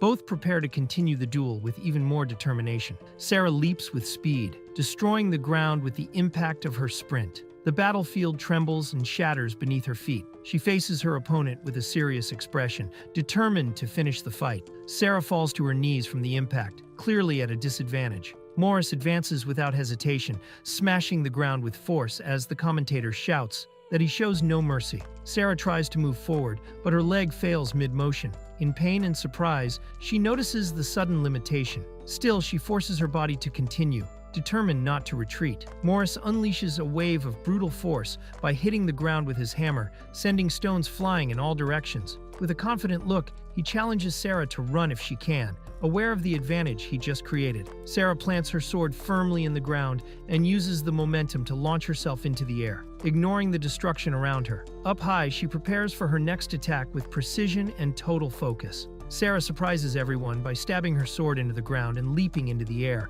dodging the brutal attack. Then she seizes the opening and launches a fast counterattack, putting her opponent on the defensive. Sarah spins with a powerful kick aimed at Morris's neck, surprising even the narrator with the attack's precision and speed. The tension rises on the battlefield, with everyone focused on the outcome of the strike. Morris blocks the kick firmly, showing the solidity of his defense. The crowd is impressed by his resistance, reinforcing his title as the true tank of the fight. During the duel, the girl praises her opponent's skill while gripping her sword tightly. The knight, with a large shield, says he can block any attack. He acknowledges her talent, but fully trusts his defense. From afar, she watches and concludes her only option is to break his shield to win. The girl charges with full force, jumping straight at the shield bearer. She attacks relentlessly, trying to hit the weak points in the defense. Her blows are fast and precise, but the man keeps his guard firm. Even so, she doesn't back down and keeps pressing, determined to break his shield. Sarah hurts her hand while training alone. Her father, Dulce Scott, a blacksmith, notices and comes to her. He carefully examines her hand, asks her to be more cautious, and helps her recover. While Sarah watches curiously, she asks her father how he manages to break such hard stones with a single strike. Dulce smiles confidently and asks her to pay attention. He prepares to show his hammer technique, holding a stone in his hands. Dulce teaches Sarah to feel the stone with her hands and identify the most fragile spot. He explains the stone is made of various minerals, and there is always an easier place to break. With a precise strike in the right spot, he splits the stone in half easily, leaving Sarah impressed. Sarah asks what to do if she can't find the stone's weak point. Dulce smiles calmly, saying in that case, it's even simpler, and prepares to show another way to solve it. Sarah keeps attacking the same spot persistently. Gradually, a crack appears in the enemy's shield. With a determined look, she aims precisely and prepares to concentrate all her strength on that exact place. Sarah focuses all her power on the final strike and unleashes her technique with full force. The blade hits directly the shield's weak point, which cracks and explodes into pieces, completely surprising the opponent. The impact destroys the warrior's shield, leaving everyone around surprised. Sarah explains she repeatedly attacked the same spot until weakening it, creating an opening for her final technique. The observers comment, impressed, that such a resistant shield shouldn't have broken so easily. The observers remark on Sarah's precision, amazed by her skill in always hitting the same spot. One of the leaders concludes she had been training even before joining the order. Impressed, she declares she would love to have Sarah as part of the Royal Knight's order. Others present are surprised and watch her reaction carefully. The warrior looks at the shield's wreckage on the ground and enthusiastically praises Sarah, saying he already knew there was something special about her. Surprised and impressed, he admits he had never witnessed anything like it before, while she stares silently, moved by his words. Even with the shield destroyed, the warrior rises with renewed energy and warns that the real fight is just beginning. He launches into attack with determination, surprising the audience, who watch the scene with astonishment and expectation. While the opponent prepares to continue the fight, Sarah surprises everyone by sheathing her sword. The unexpected action draws the crowd's attention, who react without understanding the reason behind her decision. Everyone is confused, seeing Sarah put away her sword in the middle of the fight. The warrior stares at her, puzzled, while the spectators wonder if she intends to keep fighting without a weapon, and how she will face Morris like that. Morris charges with full force, preparing a direct hammer attack. Sarah, even without drawing her sword, stays calm and watches carefully. The clash between them nears, and tension on the field rises. Morris unleashes a heavy hammer strike, causing destruction around. But Sarah, with quick and precise movements, dodges easily, keeping the advantage even without drawing her sword. Morris keeps pressing with fast and strong attacks, but Sarah dodges precisely, using agility and control. Even facing the opponent's brute strength, she remains firm and focused, waiting for the right moment to react. In the stands, the observers notice Morris is losing control. Some think it's because of the shield's destruction, but a more experienced knight understands the real cause of the anger is Sarah fighting without even drawing her sword, which he sees as a direct provocation. Morris advances angrily, but notices Sarah's calm and confident gaze. She keeps smiling while facing him closely, showing no fear. The tension between them grows, and Morris tries to control himself in the face of the silent provocation. Morris tries to catch Sarah by surprise, but she reacts with a quick and precise move. With a single powerful blow, she throws him away, breaking the ground around and surprising everyone with her strength, even without using the sword. Surprised by Sarah's strength, Morris tries to react, but she keeps pressing. With a precise strike to the chin, she lifts him off the ground and throws him with a powerful kick, completely dominating the fight using only her body. Morris, irritated and confused, demands Sarah draw her sword, feeling disrespected. He yells, asking if he is being mocked. Meanwhile, she keeps her gaze firm and focused, ready to act at the right moment without losing calm. Morris tries to hit Sarah with the hammer, but she quickly approaches, surprising him with a direct strike. In an agile movement, she knocks him down with force, completely immobilizing him on the ground. Everyone around watches, shocked by how she won without even drawing the sword. With Morris fully dominated on the ground, Sarah finally draws her sword with a confident smile. She says she is fulfilling his request, but now that the fight is decided, the action sounds more like a final provocation than a real threat. Morris, recognizing defeat, admits with a smile that she was right. The crowd erupts in celebration, cheering for Sarah's impressive victory and her unique way of fighting. The judge announces the end of the duel, confirming Sarah's victory in the first round. The audience celebrates while she watches the arena with a calm and confident look, crowned as the winner. One of the knights praises Leona for her subordinate's performance. He highlights that Sarah's strategy to keep her sword sheathed to provoke Morris was smart. He admires her ability to use the enemy's emotional imbalance to counterattack at the right moment, considering it a well-planned tactic. Despite the praise, one of the more experienced knights warns that Sarah's strategy was risky and could have caused serious injuries if it had failed. He asks if anyone had noticed her talent since she joined the Central Order. The serious expressions show Sarah had attracted attention from the start. Leona reveals that Sarah joined the Order only because she is a holy knight, and that she herself was unaware of the girl's abilities. The direct answer surprises the others, making the atmosphere a bit uncomfortable. After the fight, Morris calls Sarah and asks for an answer about a confession he made earlier. Surprised, she clearly doesn't remember, but tries to cover it up by saying she hasn't forgotten. Inside, however, she panics, realizing she had completely forgotten. Sarah rejects Morris's confession with an awkward smile, saying she's sorry. He asks if it's because he's not strong enough, lowering his gaze, visibly disappointed. Sarah, serious, denies that idea, making it clear his strength was not the reason. With a sincere smile, Sarah reveals she already likes someone else. She speaks softly but firmly, clarifying that her refusal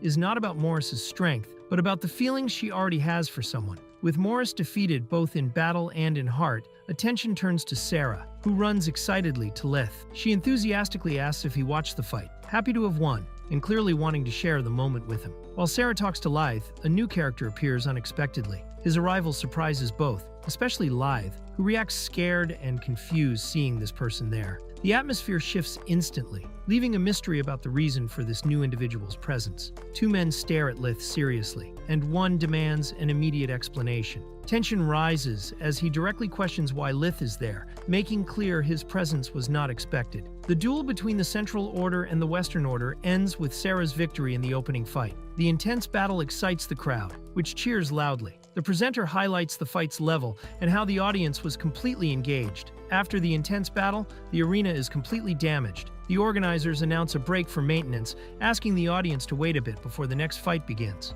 As Leith approaches silently, the two men keep pressuring him. One insists authoritatively, asking again why he is there, while the other mocks, asking if he's pretending not to hear. The tension among the three grows. Hearing his name shouted, Leith is startled. Sarah tries to lighten the mood, excitedly saying he passed the knight exam, joined the royal guard, and was even assigned to protect the princess. Despite the good news, the atmosphere stays tense with Duke Ride and his ally present. The mood heats when Sarah tries to defend Leith, but is coldly cut off. One man interrupts her, saying he didn't ask for her opinion and that outsiders shouldn't interfere. He dismisses her words and tells her to step back, making clear this was a matter directly with Leith. The light-haired young man sarcastically tells how his older brother, the original heir of the ducal family, lived comfortably. However, due to a divine revelation declaring him talentless, he lost the right to succession. Because of this, the young man himself was named the new Duke heir, proudly assuming the position. Leith, head lowered, thanks his brother respectfully. The reply comes with disdain, while Sarah tries to understand his intention. Suddenly, another man approaches angrily, yells at Sarah, and says she shouldn't feel special just because she won once, trying to humiliate her publicly. Leith steps forward with a serious look and grabs the other young man's arm, who soon realizes he can no longer move his hand. The mood shifts and tension rises. The aggressor is surprised and stunned, while Leith stays firm, making it clear he won't let this pass. Leith bows his head before his father, sincerely admitting he failed to receive any divine blessing and did not meet the family's expectations. He acknowledges the shame he caused and, with a downcast look, apologizes for tarnishing his father's name. Leith reveals that, after leaving home, he accidentally awakened an ability. With effort, he passed the knight exam on his own merit and became a royal guard. This surprises everyone, including Sarah. Meanwhile, Kite watches with contempt, claiming he should be the true heir of the family, the Holy Knight. Leith comments with a forced smile that being expelled from the ducal family was the right thing since he hadn't received any class. To him, someone without a role assigned by the gods simply had no value in that world. Right after Leith's outburst, his father punches the ground with such force it shatters everything around, leaving everyone shocked. Without saying a word, he stands still before the rubble, while everyone watches silently, trying to understand the reason for that sudden explosion. Surrounded by debris, Leith's father orders him to leave without hesitation, saying he no longer belongs there. Despite the cold and firm look, someone stands against his words, firmly stating that it is not true. The presence of an imposing figure completely changes the mood. Iris Lawrence, the first princess of the Lawrence Empire, appears and asks the Duke to lift his head. Everyone is surprised by her arrival. With a smile, she breaks the silence and recalls the time since her last meeting with Duke Ride. The princess reveals she saw Leith's skills during the knight exam and, impressed, personally recruited him for the royal guard. She comments that his name seemed familiar. Soon after, she exposes that according to official records, he was expelled from the family, which surprises everyone, including Leith's father, who receives the weight of this revelation directly from her. The Duke replies to Princess Iris, explaining that, in that world, the class granted by the gods is absolute and hierarchical. He says he served as a holy knight in the Eastern Order for many years and explains the rankings. Holy knights and saints are high class, mages and warriors are middle class, and peasants and merchants are low class. The audience listens attentively to the explanation of this strict social structure. It is explained that receiving a high-level class is like being recognized by the gods themselves. The duel tournament exists precisely as a stage for these elites to prove their worth in combat. It is revealed that the young man recruited to the Royal Guard did not receive a divine class from the gods. Despite the skills that led to his selection, he is technically someone without divine recognition, something considered abnormal or inferior in that world. One of the knights states the protagonist is practically someone abandoned by the gods for not having received a divine class. This causes astonishment, mainly because he holds an important position, even without the sacred recognition that everyone else has. The protagonist is publicly humiliated. A knight says the gods didn't even acknowledge his existence, so he shouldn't be there. Sarah watches the scene, surprised and worried hearing Leith's name involved in the accusation. Sarah silently observes the heavy mood between Leith and his father, even shocked by Duke Ride's coldness, treating his own son as unworthy. She subtly holds Leith's hand. In her heart, despite understanding the Duke's words, she believes differently. She believes in Leith. The woman with a hat states firmly that everyone has a role to fulfill, regardless of classes granted by the gods. each citizen contributes with unique abilities, and weaknesses can be compensated by mutual support. To her, a person's value is not in a title, but in their actions. She tells that when she was almost murdered, the boy beside her rushed to protect her without hesitation, facing the enemy directly and saving her life. To her, this desire to protect others is a valuable quality that cannot be granted by an oracle. It is something genuine and rare. The noble looks seriously at Princess Iris, and, after seeing her approach the god-rejected youth, questions her directly. He asks if she intends to defy the will of the gods themselves, highlighting the weight of her decision and the tension it may cause in the kingdom. Iris replies with a provocative smile, deflecting the pressure by saying, "Who knows?" Then, enthusiastically, she makes a suggestion, surprising the Duke, who watches carefully, suspicious of the princess's intentions. The arena, now fully restored by the priest's magic, is announced ready to continue the tournament. The narrator excites the crowd, saying that, although the first fight was intense, there is much more to come. The tournament's second round is announced with enthusiasm. The energetic presenter prepares the audience for the next fight while the crowd reacts with expectation, curious about the new competitors about to enter. A new warrior is announced with great anticipation. He is described as someone blessed with celestial powers, able to dominate opponents with explosive strength and speed. The audience waits eagerly to see what kind of confrontation this unstoppable force will bring to the arena. Amid an impactful explosion in the arena's center, the strongest man appears before the crowd. The commentator announces excitedly he comes from the Eastern Knights Order, holding the title of the tournament's greatest strength. The audience bursts into applause as the next competitor's name is announced, the Holy Knight Kite Wellesley. Confident, he presents himself in the center of the arena, displaying a firm posture and a provocative smile, while spectators watch with admiration and expectation. The presenter enthusiastically announces it is time to reveal Kite Wellesley's opponent. With everyone attentive, Iris calmly raises her hand and states she has a suggestion, leaving the crowd curious and surprised. Iris directly proposes that he prove his skills in the arena. The suggestion surprises those present, creating immediate tension in the air, while someone clenches their fist, signaling an important confrontation is about to happen. Iris's proposal surprises everyone. She decides to put Leith and Kite to face each other directly in the tournament. While Kite smiles arrogantly, Leith shows surprise. The princess, firm, watches the two with a confident look. Already decided. Iris suggests that, if Kite defeats Leith in the duel, he will be immediately promoted to 7th rank, even without winning the whole tournament. Ride counters, saying it won't be that simple, but she pressures him by reminding it will be a public fight, with no room for questions. Kite smiles, excited by the opportunity. Kite accepts the challenge enthusiastically, confident in victory. He states winning against a classless, like Leith, will be easy. Ride is surprised by Princess Iris's boldness, but does not contest. Leith and Iris watch silently while Kite declares he came to win the tournament. Ride looks at Kite seriously, grabs his shoulder, and orders him not to lose no matter what. He warns him not to let his guard down, showing the weight this confrontation has. Kite listens, surprised but attentive to the words. Kite shows confidence and disrespects his opponent, calling him a nobody without class. He says he will show the true power of a holy knight. Meanwhile, Ride walks silently, only giving the order, "Make sure to win." Leith watches seriously beside Sarah. The announcement of the opponent surprises everyone. He is recognized by royalty and was named to the Royal Guard, but his class is classless. The audience reacts with shock and confusion, while Iris only smiles silently, clearly confident in her choice. The revelation that the participant lacks a class causes uproar in the arena. A knight is incredulous and questions if it's really possible, while another tries to calm him down. The audience reacts with astonishment, but an older man watches seriously, surprised and worried, as if recognizing something important behind it. The crowd starts to hostile Leith as soon as they learn he is classless.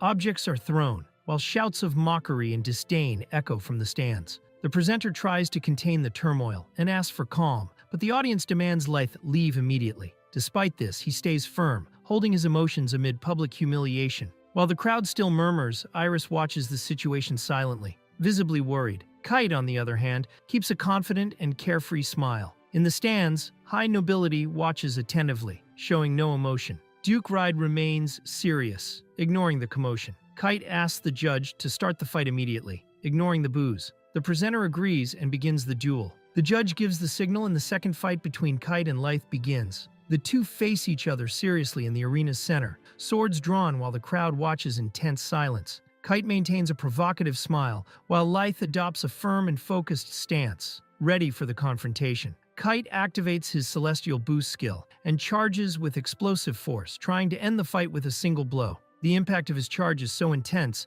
that even the narrator is startled by the pressure. Kite activates his technique Celestial Blade and goes all out to try to finish the fight with a single strike. The audience stirs, wondering if Leith will react in time against the overwhelming power of the attack. Leith watches in shock as Kite's attack hits the ground with devastating force, exploding in the arena's center and causing an impact that makes the crowd stand up in panic. The intensity of Kite's charge shows he is determined to end the fight overwhelmingly. As everyone watches in suspense, Kite falls to his knees, defeated. Silence takes over the arena. Iris watches confidently while the Duke keeps a serious expression. Sweat drips down Kite's face as he stares at the ground in shock, unable to accept the outcome. Leith presses Kite to the ground and places his blade at the back of his neck, ending the fight firmly and unquestionably. Defeated, Kite remains motionless, unable to react to the humiliation. Leith watches coldly and responds to Kite's previous arrogance with sarcasm, saying, "Finishing in an instant, huh?"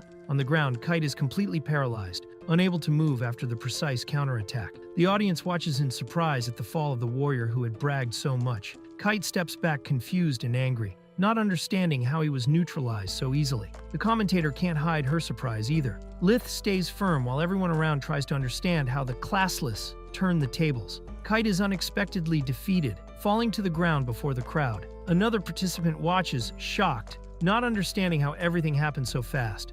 Praises Leith's improvement during the fight. Meanwhile, it's explained that the technique used, the Celestial Blade, is a Holy Knight's ability, concentrating extreme power at the sword's tip to deliver a decisive strike. The Celestial Blade technique ends with an explosive release of concentrated magical power. The impact causes great destruction on the arena floor, revealing it as the supreme strike of the Holy Knights. Despite its devastating power, the technique has a weakness. If the enemy approaches before the explosion, the accumulated energy dissipates, and the attack loses all force. Taking advantage of the opening, Leith's opponent quickly closes in and lands a direct blow to the stomach, interrupting the technique before it could activate. With an agile move, the opponent firmly grabs Leith's sword and completely neutralizes it, leaving the warrior shocked and without a chance to react.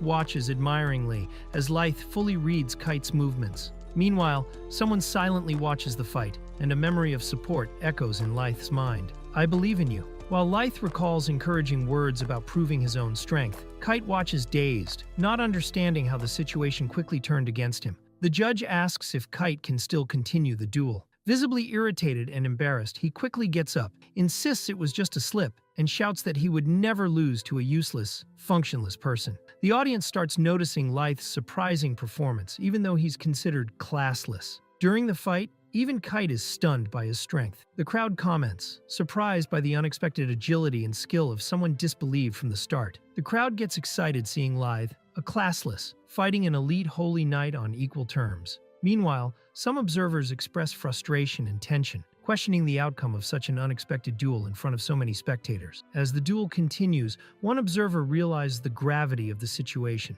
If Leith loses, it will be seen as normal, but if he wins, he will be recognized as superior even to a holy knight. Regardless of the result, the knight's reputation suffers. Watching everything with a confident smile, Princess Iris is recognized for having orchestrated the situation masterfully. Someone silently praises her, admiring her strategy. During a moment of distraction, Leith is surprised by a frontal attack from Kite, who charges full force, managing to hit his defense with a direct impact. Leith is thrown to the ground by the blow, kicking up dust as he slides. Even injured, Kite does not waste the chance and prepares to continue the offensive. Kite jumps to execute the Celestial Blade technique again, trying to end the fight with full power. But Leith, already knowing the move's weakness, runs toward him and interrupts it before activation, stating it's useless. Kite panics as he realizes he will be stopped again. Leith delivers a powerful kick directly to Kite's stomach, throwing him forcefully to the ground. The impact impresses the crowd, who react in shock at the brutal turnaround. Kite is thrown out of the arena,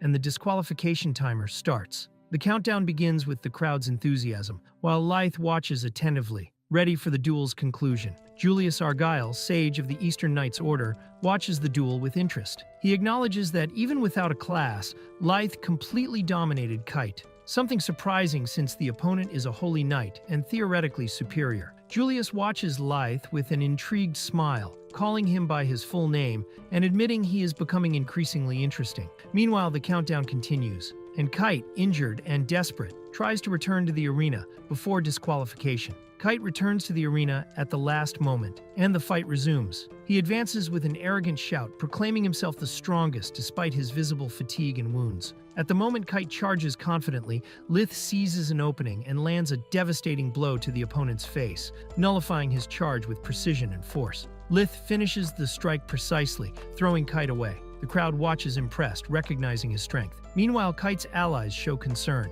and the opponent himself reacts in shock, not understanding how he was defeated so quickly. Leith looks firmly at Kite, while the opponent, kneeling and powerless, watches him in shock. Silently, Leith begins to say something decisive, ending the confrontation with a serene and imposing attitude. In a flashback, Leith appears as a child, holding a piece of bread while looking at someone kneeling with torn clothes. With a firm and direct gaze, he says, "Give up already." The scene reveals a significant moment from his past. In another flashback, a bread seller offers freshly baked bread to Leith, who buys 3 pieces. The merchant warns him about the city's dangers, full of thieves. Soon after, Leith is surprised by a boy trying to steal his bread and running away. Right after being robbed, Leith realizes his distraction, even though he was warned. He pays the baker and heads to the 4th district of the Lawrence Empire, a slum in the eastern outskirts, where only those marked as lower class by the gods live. The boy who stole from Leith runs through the district's streets, panting.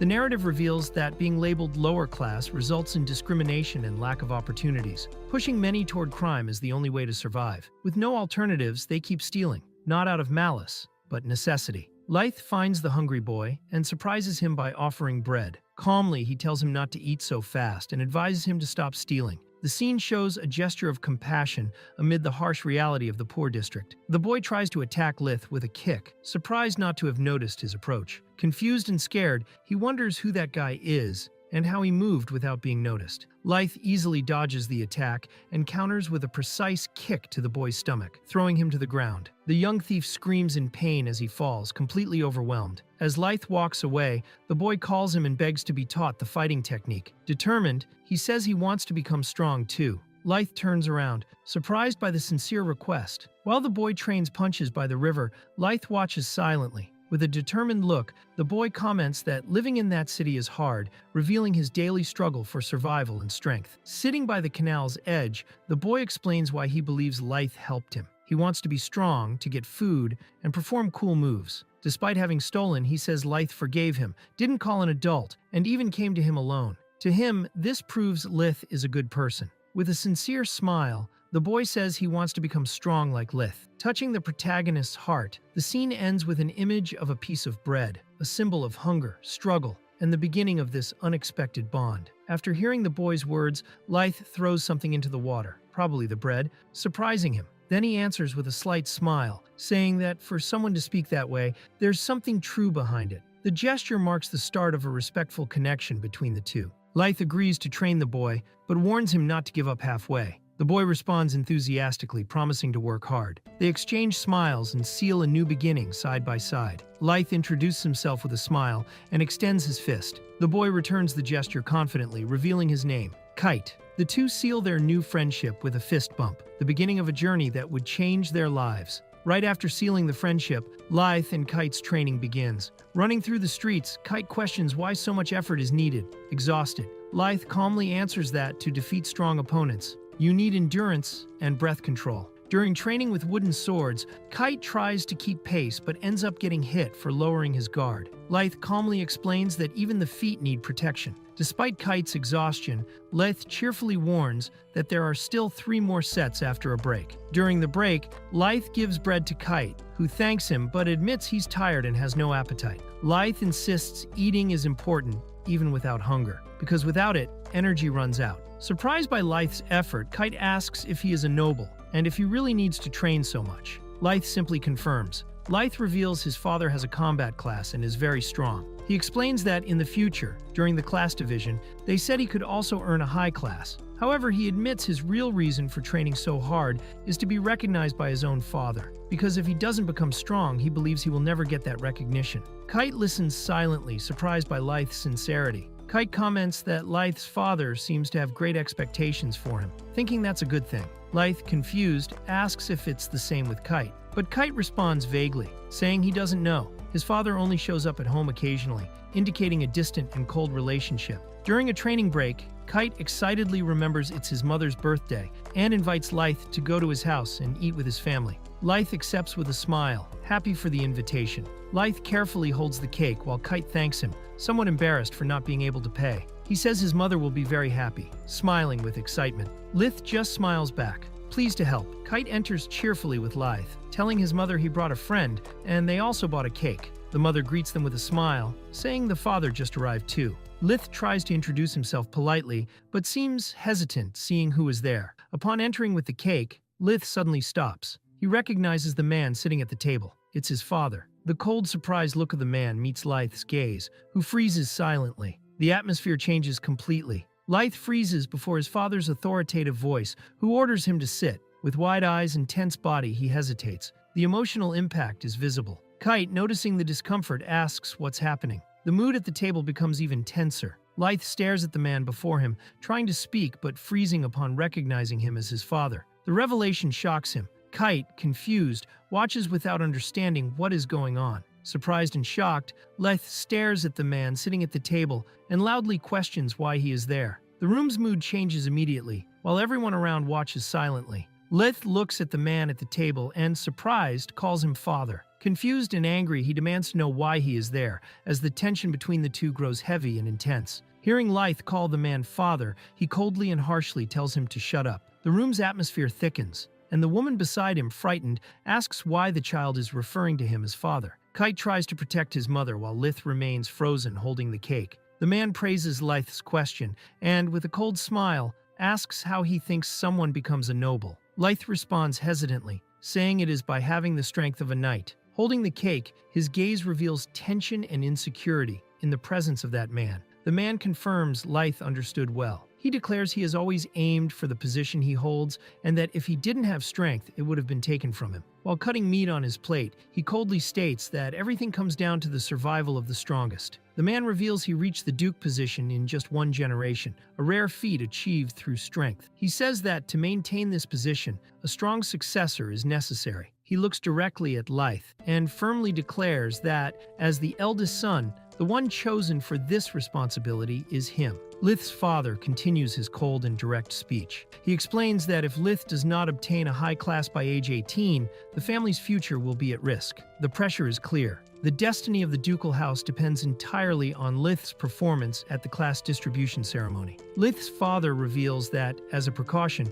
he decided to prepare a second candidate to inherit the dukedom if Leith fails. This candidate is Kite. He admits he intended to keep this secret until the class distribution ceremony. But now that everything has come to light, it can no longer be hidden. Kite is shocked by the revelation. Leith's and Kite's father leaves after revealing the whole truth. Before leaving, he looks back over his shoulder and leaves one last demand, that neither of them disappoint him. The tension remains in the air with both boys still shaken by the revelations. Filled with hatred and pain, Kite attacks Leith angrily. Since the day of the revelation, his father has not appeared, and he blames Leith for it. Screaming that it is all his fault, Kite vents his feelings in an intense duel. The fight between Leith and Kite resumes with full force. Kite reveals his pain, saying his father only used him and his mother to protect his position. Still, his mother believed in that man and always awaited his return. Kite's anger mixes with old wounds as he unloads everything against Leith. Kite explodes with rage during the confrontation,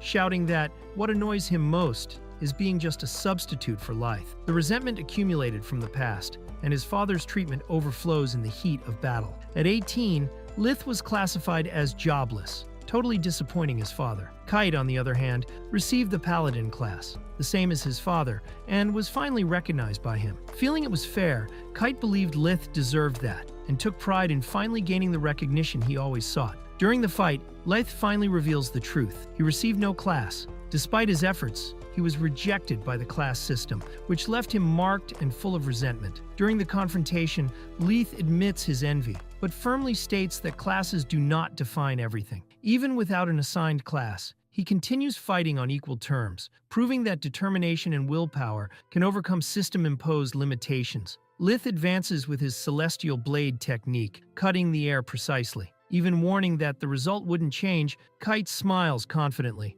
aware of the disadvantage but determined to keep fighting. Kite changes the attack's direction and aims at the referee, catching everyone by surprise. As the spectators react in shock, he provocatively smiles at Leith, forcing him to make a critical decision mid-fight. Kite recalls Leith's character, highlighting how he always helps others and forgives easily. With that, he bets Leith won't be able to ignore the imminent danger to the referee, believing his attack impossible to avoid. Leith surprises Kite by using a swift skill, disappearing from his field of vision. Kite, confused, tries to understand what happened while energy explosions appear around, leaving everyone shocked by Leith's unexpected technique. Leith manages to envelop his sword with celestial blade energy and precisely cuts Kite's attack. Surprised, Kite understands what happened and realizes the danger. An observer orders Kite to use his celestial boost if he doesn't want to die. Kite activates his power and charges at Leith with full force, yelling furiously. Leith, steady, prepares a sword strike, destroying the ground around with the attack's force. Leith throws Kite out of the arena with an explosive strike. The referee announces Kite has been knocked out again and starts the countdown. 10, 9. As the countdown continues, observers analyze Leith's technique. They conclude he channeled magical power directly into the sword instead of dispersing it, as is common with the celestial blade. This allowed him to pierce Kite's sacred defense. Even without being a mage class, Leith managed to manipulate magic precisely by copying magical attacks, impressing the watchers. With the countdown nearing its end, all watch in silence. One instructor comments on Leith's potential, who, even without a class, can copy and adapt abilities. Not being tied to a specific type, he can grow indefinitely, becoming stronger and stronger. Leith watches silently as the countdown ends. Kite, still outside the arena, doesn't return in time. Defeat is confirmed. Kite is thrown out of the arena and doesn't come back. The countdown ends and Leith is declared the winner. Spectators are surprised, speculating if Kite fled. After the victory, Leith is approached by a mysterious man who introduces himself as Julius Argyle. He congratulates him and says he enjoyed watching the fight,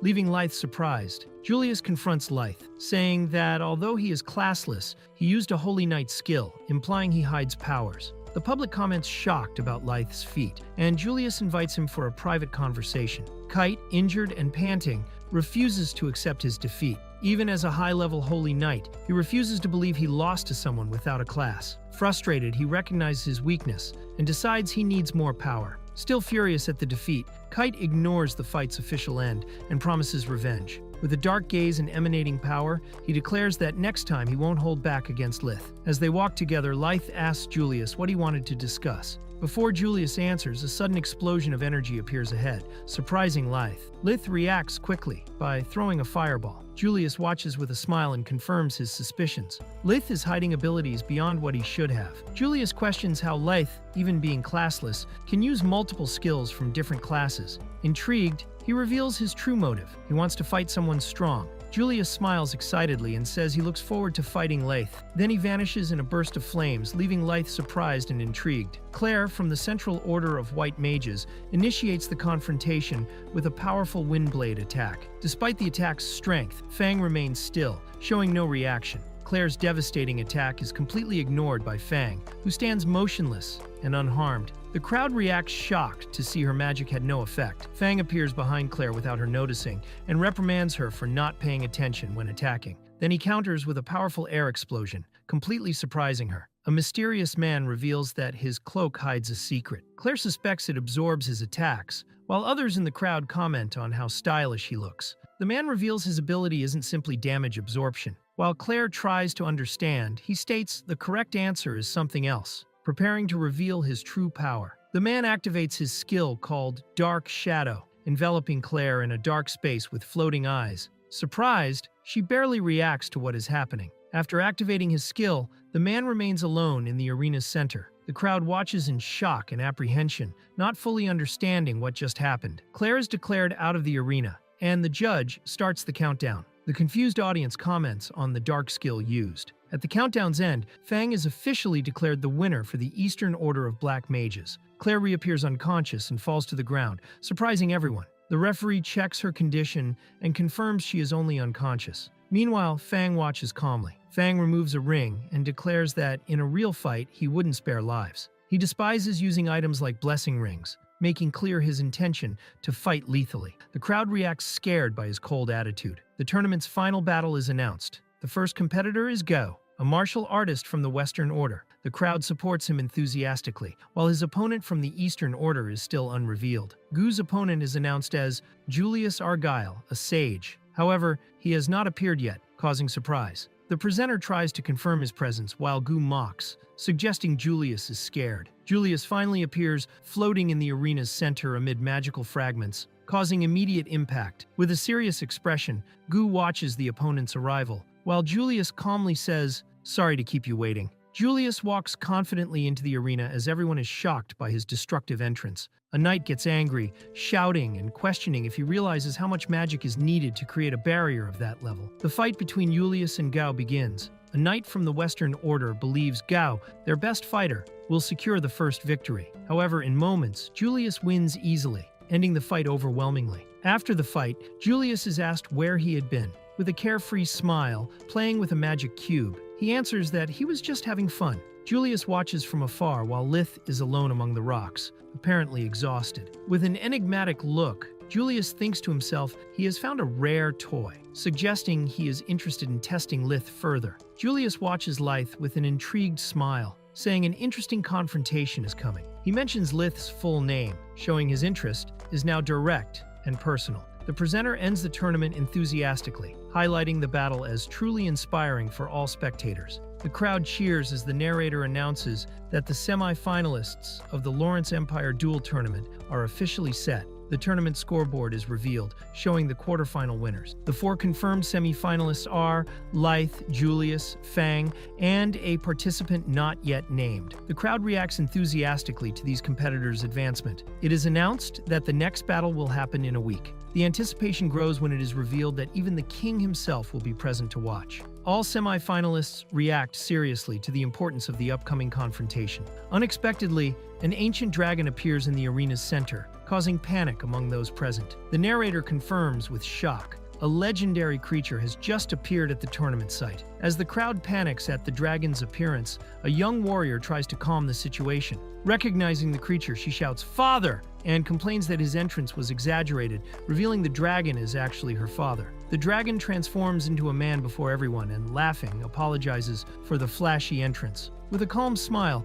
he admits he may have overdone the presentation. Mounted on a dragon, King Richard III of the Lawrence Empire makes a grand entrance at the tournament. The crowd reacts impressed as the narrator officially announces his presence on site. The spectators recognize the creature. It is an ancient flame dragon, a rare species from the Shadow Continent. Feared for its ferocity and power, its existence is shrouded in mystery and rarely seen. As he watches the king, a man reflects that taming such a wild dragon requires extraordinary power. He concludes that the creature recognized His Majesty's strength and fears that someone else is also seeking that same power. King Richard asks the presenter for the microphone, who becomes nervous and flattered by the gesture. He thanks everyone with a gentle smile, and before all present, announces that he has an important question to ask the audience. Before the crowd, King Richard questions the true meaning of strength. He states that all tournament participants are skilled warriors, but emphasizes that this is not only due to their classes. For him, strength does not come from status, but from something beyond. The king continues his speech, using the scholar class as an example. He states that even with initial talent,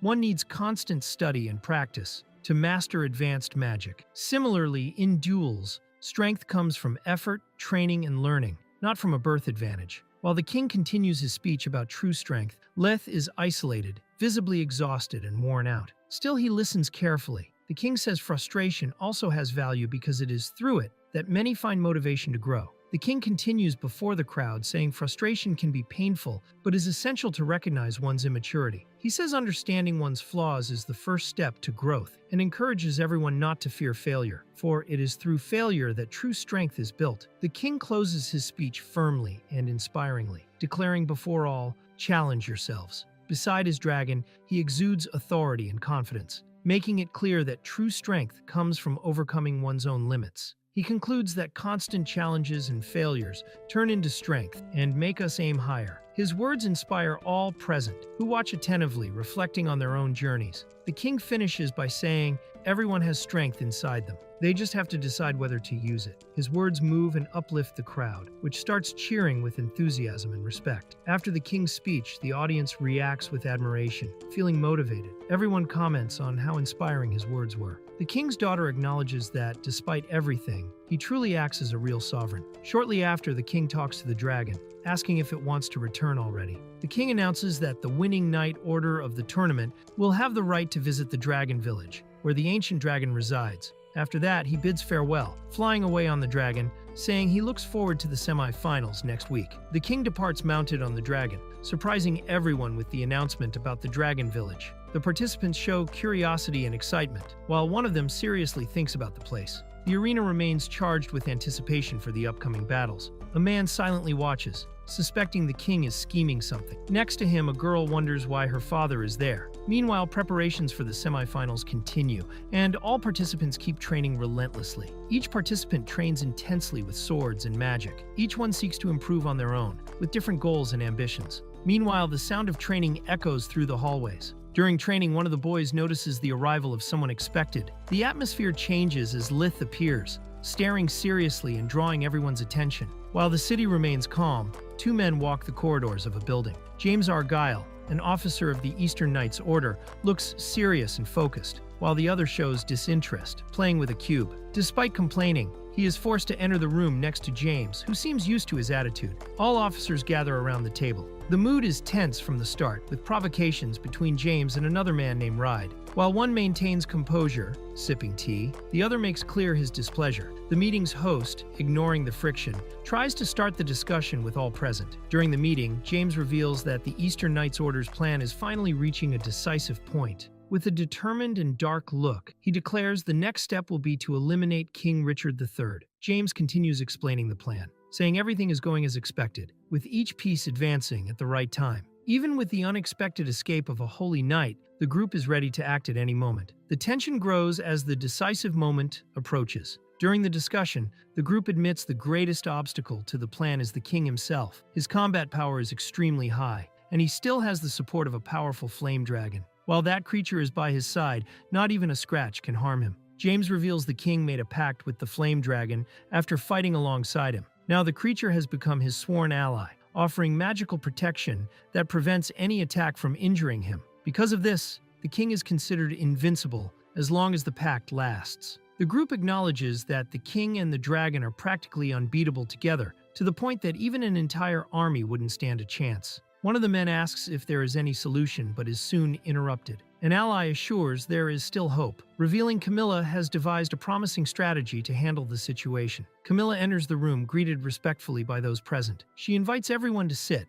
and shows confidence. Some recognize she is Princess Iris's sister, but Camilla soon makes it clear she doesn't care about formalities. She will be the mastermind behind the new strategy against the king and the dragon. While some still saw Camilla merely as Princess Iris's assistant, she maintains a confident air, unbothered by the comments. When questioned about the strategy, she calmly confirms the plan is hers, making clear she is in control of the situation. While Camilla sips her tea with a confident look, the other meeting members begin considering the strategy. Some think it might work, but doubts about its viability remain. Even so, the idea sparks interest and caution among those involved. While Camilla speaks, Duke Ride approaches with a serious expression. She lightly questions him, but without warning, he aggressively advances and draws his sword, surprising everyone in the hall. Ride suddenly attacks, knocking down a knight and causing confusion. One of the guards reacts furiously, questioning his attitude. Camilla, surprised, watches as Ride coldly comments on her dress, as if wanting to prove something. For him, the action would end any remaining doubts. After the incident, a meeting member asks if there are more flaws in Camilla's plan. The answer is direct. There are none. Camilla smiles confidently while watching the fallen knight, as if everything is going exactly as she wanted. Camilla, still with a cold smile, makes clear that her true targets are her own father and sister. She states that the next encounter with them at the dueling event will be the last. This reveals her strategy hides personal and dangerous intentions, awaiting the decisive moment with anticipation. An excited girl begins the ceremony with a lively speech. She says that, according to legends, the territory was once ruled by demons until a god defeated them in battle. From that place, called the Land of Beginnings, the world's history began. Now, that very place will be the stage for the grand dueling event. The long-awaited tournament day begins with the arena full and excitement in the air. Participants talk enthusiastically about the fights and the learning they will gain from the experience. Despite previous defeats,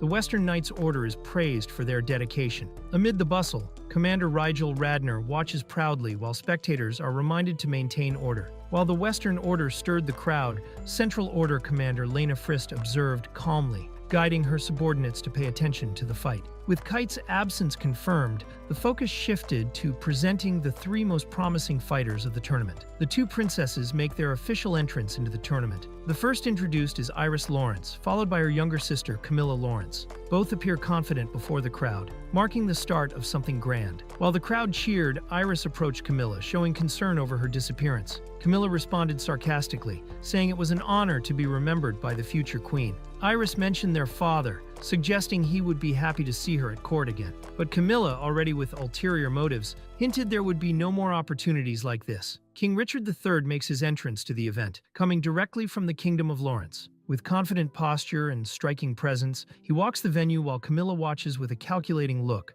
already anticipating the next steps of her plan. The crowd cheers for the king, who walks proudly under admiring gazes. Soon after, the tournament organizer enthusiastically announces the start of the next phase, calling the semi-final participants to enter the arena. The first semi-final is announced. On one side, the Holy Knight Sarah Scott. On the other, the sage Julius Argyle. Both face each other seriously, ready for the confrontation that will decide who advances in the tournament. The second semi-final is also revealed. The Dark Mage Fang will face Leith Wellesley, known for having no class. Despite that, Leith faces his opponent firmly, determined to prove his worth, even without a title. Leith appears visibly tired and full of wounds, raising doubts about his preparation for the semifinal. Meanwhile, a mysterious figure approaches and bluntly states that he will not reach the final, throwing the provocation directly in his path. Sarah faces Julius confidently and states without hesitation that she will defeat him. The provocation catches the opponent by surprise, while she keeps a steady gaze,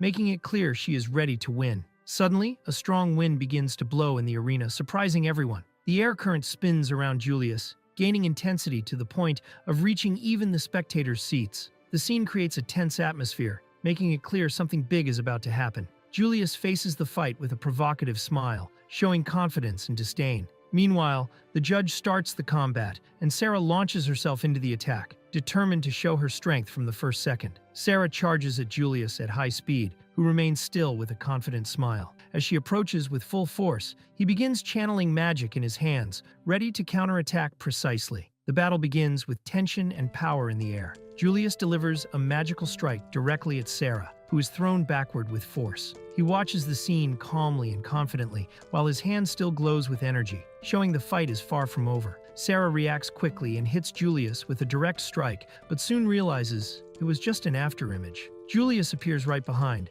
laughing and impressed with the fight's level. Sarah, on the other hand, stays focused, realizing she is dealing with a more complicated opponent than expected. Julius launches a powerful magical attack directly at Sarah, causing an intense explosion in the arena. The spectators watch shocked, while the impact raises smoke and energy all around. Julius watches calmly, confident the strike was decisive. Surprisingly, Sarah reappears unharmed and cuts through the fire magic with her holy sword. Julius watches with interest, finding the situation more entertaining than expected. In response, he prepares to launch a new magic, summoning sharp stone spears as the next attack. Julius surprises by launching a new attack, this time using earth magic. The spectators begin to suspect he is a multi-element user, something rare and powerful. Sarah tries to react quickly, while the crowd and even the king watch each move of the duel closely. Sarah once again cuts the attack with her divine sword, destroying the stone spears launched by Julius. He watches attentively, already preparing a new spell. The fight remains intense,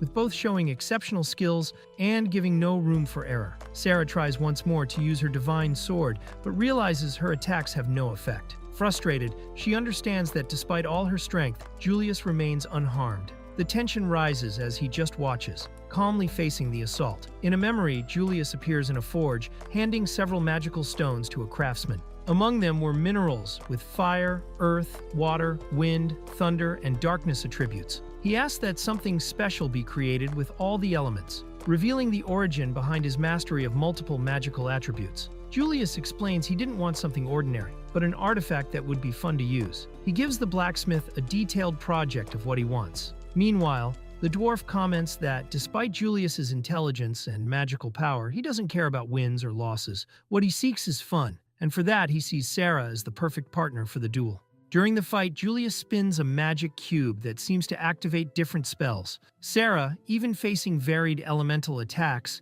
continues advancing. She dodges the blows with agility, showing resilience and focus, while Julius calmly switches to the next element. Julius takes control of the fight, using varied attacks with ease and leaving Sarah at a disadvantage. Spectators comment that there is no way she can defeat someone who masters multiple magical elements at once. Even veterans recognize the new competitor's talent. While Leith watches everything silently, Julius takes advantage of an opening and approaches Sarah, preparing a direct attack. She tries to react but realizes the danger too late. The crowd panics seeing the scene, realizing the situation has become critical for her. Julius easily traps Sarah and mocks the situation, questioning where all her determination went. With a provocative smile, he says it would be boring if the fight ended so simply. Sarah silently tries to keep her composure in the face of humiliation. When it seemed Sarah was defeated, she surprises Julius with a turnaround, saying he just lost the chance to win. With determination in her eyes, she makes clear she hasn't given up yet. The king, watching everything,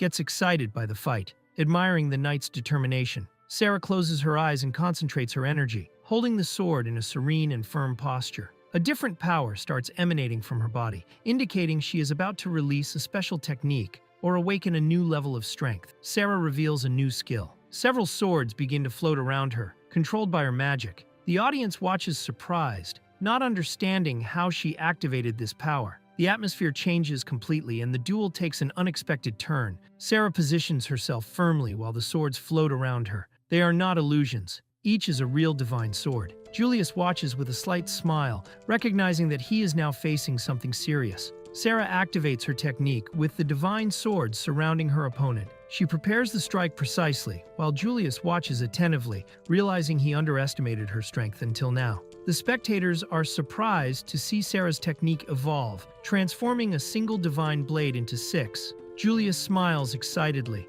recognizing her progress and celebrating the intense fight. Fully thrilled by the battle, Sarah charges forward with one of the divine swords, determined to attack head-on. Julius watches curiously, trying to understand her intent. Before the strike lands, he quickly raises an earth wall to defend himself. With debris still in the air, Sarah advances, breaking the wall with her floating swords. In a synchronized movement, all blades attack simultaneously, creating a cutting whirlwind that surprises Julius. Julius notices Sarah approaching, protected by swords, spinning at high speed. With an excited smile, he reacts by creating a huge flaming tornado blast to counterattack. Sarah moves precisely as she spins her swords around her body, surprising everyone by transforming the Holy Sword's offensive technique into both an attack and defense. She states she would not win by brute force alone, so she created this strategy. With conviction, she launches a final strike. Sarah activates her final technique, surrounded by cutting petals in the air.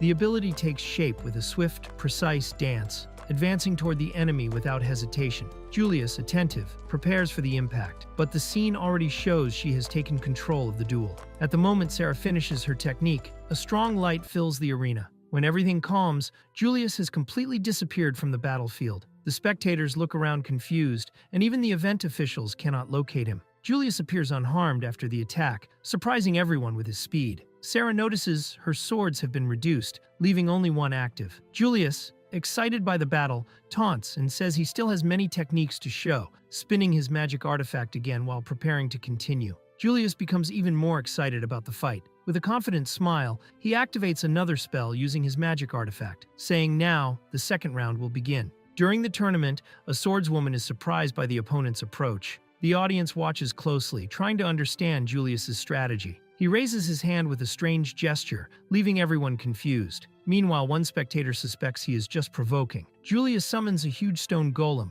causing the ground to shake with its appearance. The swordswoman steps back, surprised by the size and power of the creature, but prepares to face it firmly. The gigantic golem astonishes everyone as it appears in the arena, about 20 meters tall. The crowd is shocked by its size and the magical power it radiates. Some recognize this as the true strength of a sage, while others watch, impressed by the creature's presence. The swordswoman watches carefully as the golem begins to move slowly across the arena. One spectator comments that, although slow, these golems are extremely strong and destructive, commonly used by the army in battles. The swordswoman attacks the golem with precision, cutting its stones as she faces it confidently. Despite its imposing presence, she claims these creatures are nothing more than stone puppets, unable to match the offensive power of the holy knights. Sarah advances with a quick sequence of strikes and destroys the golem without difficulty. The spectators praise her skill, recognizing her superiority as a holy knight. Now she takes the advantage in the fight, making the battle increasingly unpredictable. After destroying the golem,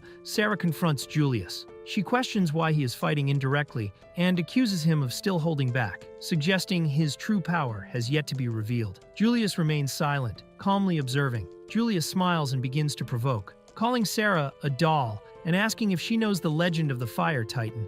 Without waiting for an answer, he decides to tell the story himself, while Sarah watches confused, noticing he avoided answering her question. Julius tells the story of the Fire Titan, a devastating creature named Sutep who, in ancient times, destroyed human cities and spread suffering everywhere it went. It covered everything in flames and almost brought the world to ruin. This entity became a symbol of the end, the personification of the apocalypse. Julius reveals he has always admired the Fire Titan, despite it being a creature of destruction. Sarah, confused, asks what that has to do with the fight. He replies with a smile, saying that this admiration inspired him to use magic to create things that do not exist, because he finds it fun to give form to the impossible. Julius explains he started by creating a golem with earth magic, but realized he needed fire magic to approach the power of the Fire Titan. Combining the two elements, he developed a unique creation, which he considers his masterpiece. Confident, he declares Sarah is the ideal opponent to face it. Julius finishes his summoning with a confident smile, revealing his ultimate creation,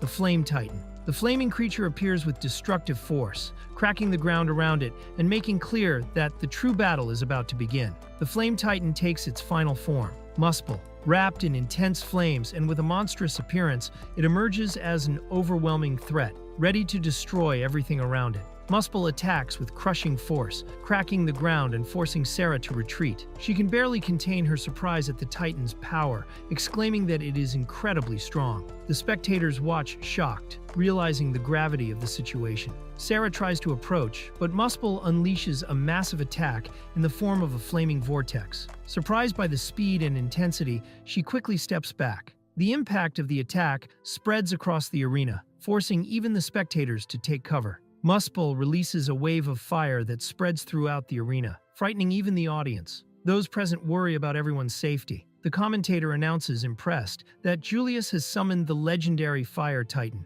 something never seen before in combat. The spectators comment in shock about Julius, noting that even among sages, it is rare for someone to use two magical attributes simultaneously. They recognize that it's not just his magic that impresses, but also his creativity. Julius, confident, takes pride in his creation, while another observer admits Julius is incredibly powerful. Sarah counterattacks with determination, summoning her divine blade. With a precise and powerful strike, she pierces the Flame Titan's body, beginning to destroy it. Even facing such a threat, she shows she has not given up the fight. Sarah advances with speed and precision, stabbing the Flame Titan's chest with a direct blow. Her expression mixes relief and determination as the creature starts to crumble under the impact of the assault. Sarah lands a devastating blow on the Flame Titan, believing she has dealt a fatal wound. However, something unexpected happens. The creature begins to behave strangely. The spectators notice the Titan is regenerating, leaving everyone shocked at its ability to heal itself. Julius reveals that Muspel can change its form like magma,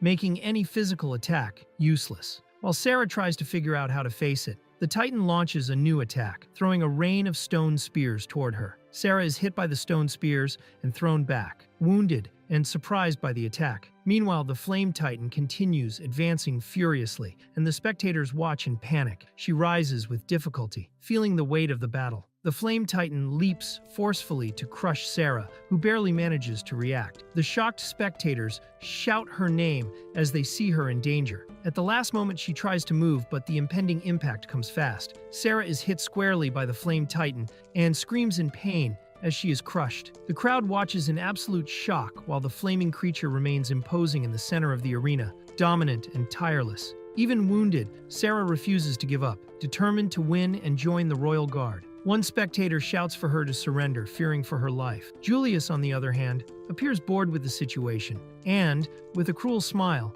declares the end of the fight with a provocative "bye-bye." Just as Julius believes he has won, a new figure appears and points a sword directly at him. With a firm look, she declares the game is over, provocatively calling him Julius-chan. The tide of the battle is about to turn. After receiving an advanced class by divine revelation, the young woman decided to join the Central Order of Knights, where many women also serve. With determination, she prepared and managed to be accepted as one of the new recruits. During training, the young knight easily defeats several opponents, impressing everyone with her strength. Even as a novice, her talent stands out. Observers comment on her skill and determination, recognizing her as a warrior who always strives for the top. The knight is brutally crushed by the debris left from the Flame Titan's attack. Screaming in pain, she is swallowed by the destruction, while the spectators watch anxiously. One of them comments with concern, "The enemy is too strong and the situation is becoming critical." With Sarah captured by Julius, a knight from the Central Order appears and, with a firm look,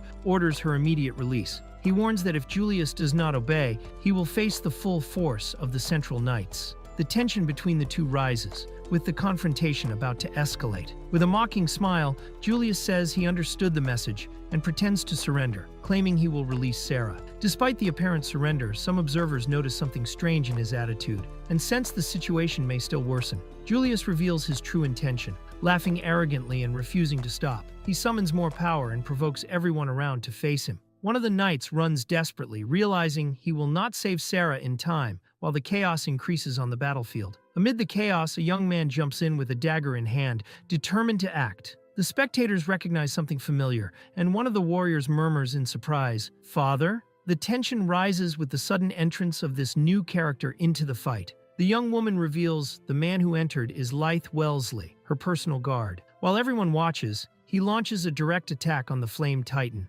advancing with courage and speed through the flames. The audience watches in suspense at his decisive move. While a spectator smiles and praises the situation, Sarah is brutally thrown to the ground by the Flame Titan. Her body rolls among the rubble, wounded and exhausted, barely able to react, with a lost gaze and heavy breathing. The protagonist arrives just in time and holds Sarah in his arms, removing her from the debris. Wounded and exhausted, she looks at him with a mix of relief and gratitude, while he remains firm, determined to protect her. Leith Wellesley advances with precision, aiming directly at the core of the Flame Titan. With a single precise strike, he completely destroys the creature. The crowd reacts in surprise, while Julius watches incredulously at the fall of his creation. Leith carries Sarah in his arms, relieved to see her safe. She, embarrassed and hurt, asks to be put down, believing she is heavy. While he insists she is injured, Sarah lowers her head and apologizes for losing. Leith just looks at her calmly, without judgment. Sarah is rushed for treatment as healers apply ice magic and first aid. The situation is critical, and her injuries are worse than they appeared. Leith watches silently until she calls him with a weak voice. "Hey, Leith." While Sarah is taken for treatment, she finds the strength to ask Leith to win. He leaves determined with a firm look. Alone on the stretcher, a tear falls from her face, revealing her frustration and silent pain. Crying, Sarah confesses that she couldn't win. She reveals her true wish, to join the Royal Knights alongside Leith. Meanwhile, the nobles praise the boy for his courage and skill. Hearing the comments, Leith feels uncomfortable. Trying to explain his effort was for another reason. The nobles notice that Iris is visibly shaken, something rare coming from her. Her father watches with surprise and pride, commenting that it is hard to see this emotional side of his daughter in public. The scene shows how much the situation affected everyone, even the most reserved. While watching Leith from afar, a woman jokingly says her daughter brought him home as a possible fiancé. She laughs, calling him a rascal, recognizing his worth with a touch of humor. The scene ends with a wide view of the arena, devastated and marked by the battle's impact. Julius looks at Leith with contempt, irritated that his fun was interrupted. Leith, furious, demands to know why he attacked Sarah that way. The tension between them rises, with the direct confrontation about to begin. When Leith moves to attack Julius, one of the event officials shouts desperately, ordering him to stop immediately. The crowd watches tensely as Leith's bold move threatens to cross the allowed limits. One of the organizers quickly intervenes, announcing that Julius is out of the next fight, and that if he and Leith fight now, both will be disqualified. The tension remains, but the authority tries to calm the public and prevent the situation from getting out of control. A high-ranking knight approaches and orders Julius to step back, saying it is now his turn. With authority, he promises Julius can play later, making clear he is taking control of the situation. Julius, silent, withdraws before the order. While walking through the corridors, a man tells Leith that, regardless of the outcome of the next fight, they will still face each other. Winning or losing, the duel between them is guaranteed. Leith looks at him seriously, accepting the challenge without hesitation. The audience reacts with anger and indignation, blaming Fang for hurting Sarah. Meanwhile, the narrator highlights the intensity of the semifinals. The next fight is announced: Fang, the Dark Mage, versus Leith, the classless participant. The arena, still marked by previous destruction, awaits a new confrontation. Before the fight begins, Fang approaches Leith and gives him a direct warning: resist with all your strength. Without giving room for more words, the referee announces the start of the combat. The tension between them rises quickly, marking the beginning of a decisive clash. Soon after the fight starts, Leith is surprised by a dark creature. A demonic wolf, created with black magic by Fang, attacks fiercely. The crowd reacts scared, and Fang challenges Leith to face the creature and discover its attack patterns. While Leith faces the demonic wolf, Fang warns him not to focus only on the visible enemy. Right after, a new threat appears from above, catching Leith off guard and revealing that dangers on the field go far beyond what is seen. Leith counterattacks confidently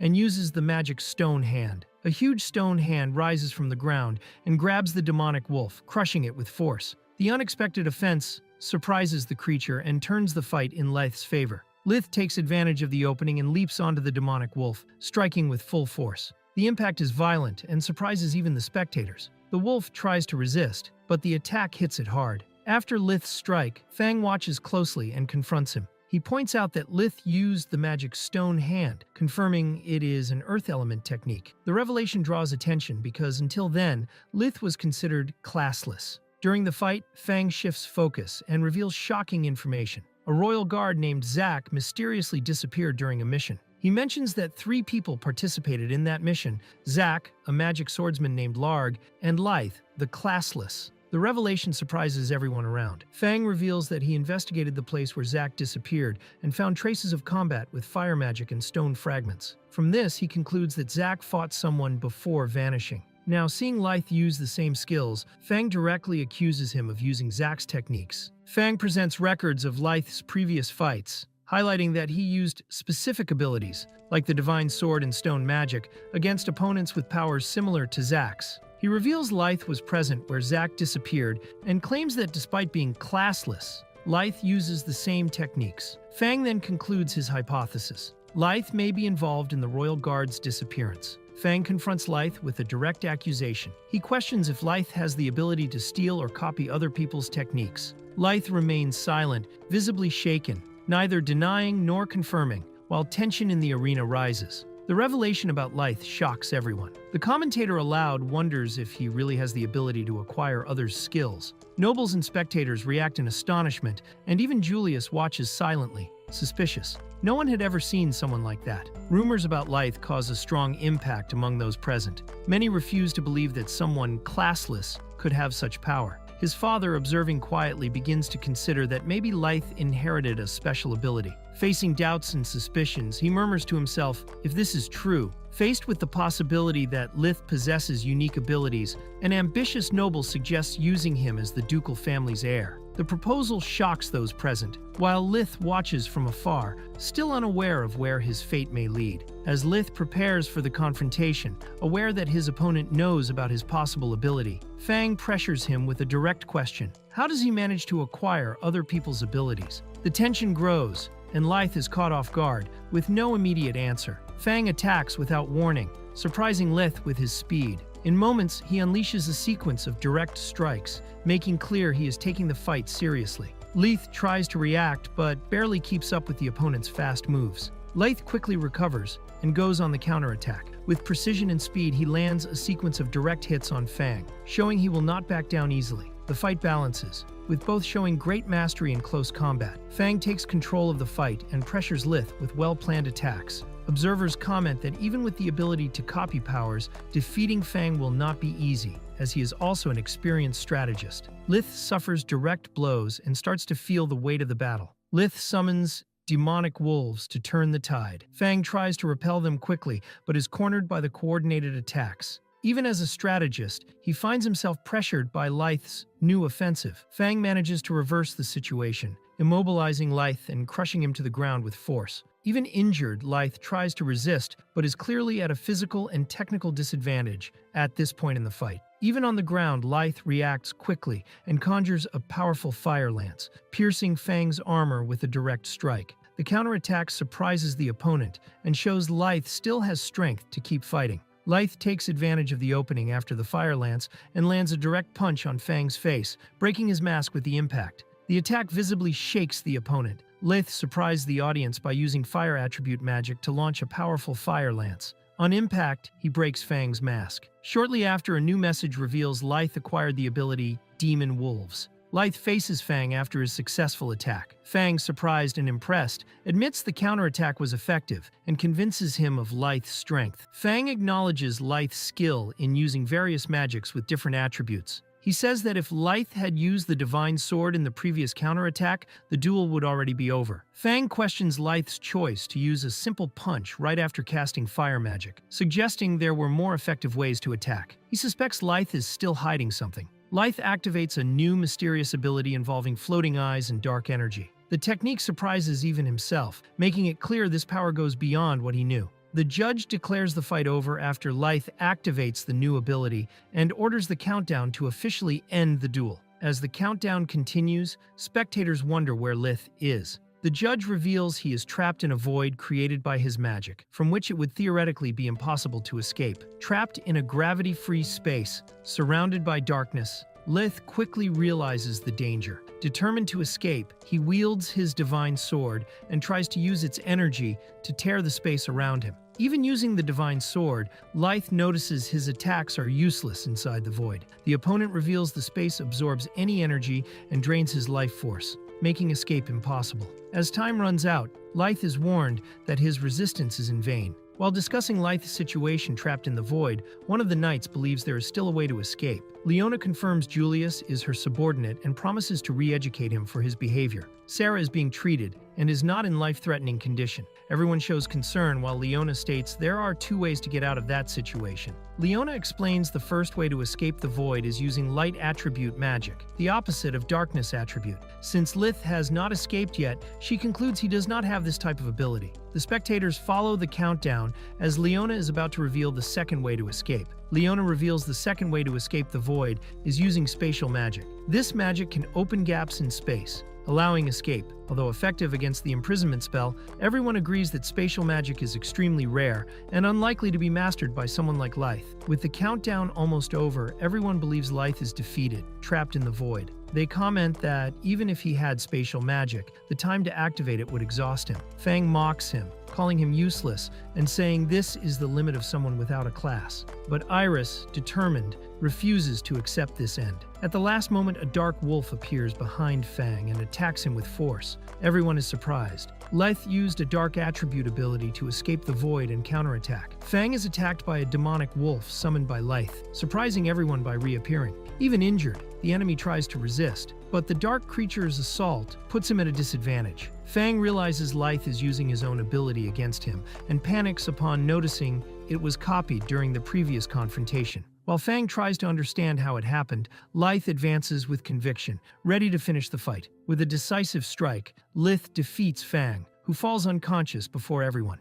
The crowd watches in shock and admiration, unable to believe the jobless managed to defeat such a powerful and strategic opponent. Leith reappears on the field, surprising everyone. A demonic wolf comes out of the void and attacks Fang, making clear Leith used the enemy's own ability against him. The audience reacts in shock as the narrator confirms Leith's triumphant return. Seeing Leith's comeback, everyone comments admiringly on his skill to copy the enemy's technique and use it against him. Meanwhile, one of the girls praises Leith, saying he is pretty cool, but Iris quickly makes it clear she will not hand him over to anyone. Camilla insists Iris give up Leith, claiming she already has too many guards and could at least keep that one. Iris keeps an enigmatic smile and does not yield. Observing the scene, a man ironically comments on the beautiful bond between sisters. Camilla watches confidently, believing that with Leith in her hands, her plan will work. Meanwhile, Leith is exhausted after the battle. In the infirmary, Sarah receives emergency treatment. Others watch surprised by Leith's strength, especially after his victory over Fang.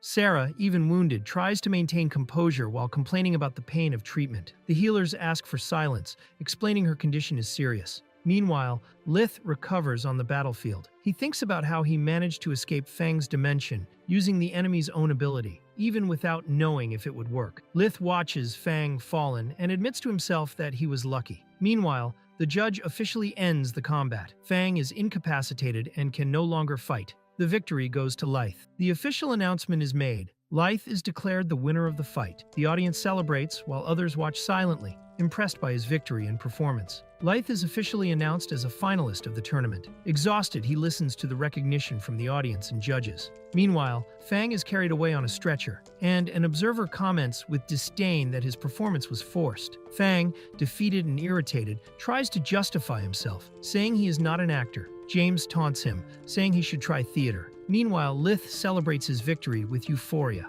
Watching from afar, James coldly states that this will be the only time Leith can savor a win, suggesting something bigger and more dangerous is brewing behind the scenes. Leith breathes a sigh of relief after his victory, but remains uneasy. He recalls that his next fight will be against Julius in the final. Yet what bothers him most is Julius's statement, "We will fight, win or lose." This phrase keeps echoing in his mind, raising suspicions about his future opponent's true intentions. Leith is surprised to see an unexpected figure arrive, Duke Lyde Wellesley, former commander of the Eastern Knights. His sudden presence raises suspicions and intrigues everyone around, making clear that something big is about to happen. Everyone is confused by Duke Lyde's sudden appearance, especially after rumors that he had cut ties with Leith. As the Duke walks toward the arena, curious and suspicious glances follow him. His unexpected gesture captures the entire audience's attention, raising even more questions about his intentions. Duke Lyde surprises everyone by holding Leith and publicly declaring before the entire audience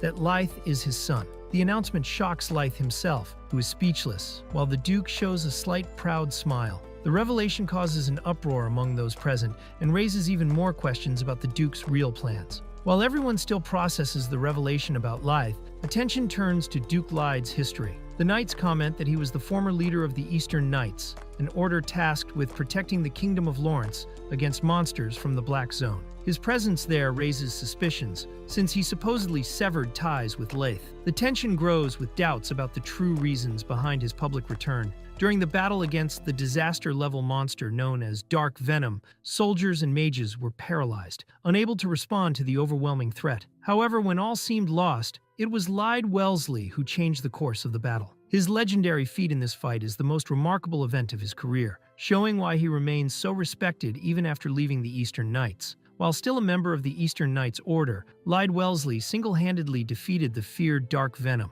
a deadly monster that terrorized the kingdom's border. But his feat did not stop there. After this victory, he continued fighting and defeating numerous fierce monsters that appeared one after another, solidifying his reputation as a true military hero of the eastern region of the Kingdom of Lawrence. Lyde Wellesley was not only powerful, he was a true symbol of heroism on the battlefield. His presence turned the tide against fierce monsters and saved countless lives. Among his admirers is a man who claims to have been saved by him at a critical moment and now bears a scar on his forehead as proof of Lyde's victory. For him, Lyde is not just a knight, he is a savior, someone he respects above all others. Duke Lyde walks up to Leith and looks at him directly, with the firm presence of someone respected by all. While those around still murmur about his heroic deeds from the past, he simply places his hand on his son's shoulder in silence. Leith, surprised and visibly moved, just lowers his eyes for a moment, speechless, but clearly shaken by the gesture. The simple act carries more weight than any speech,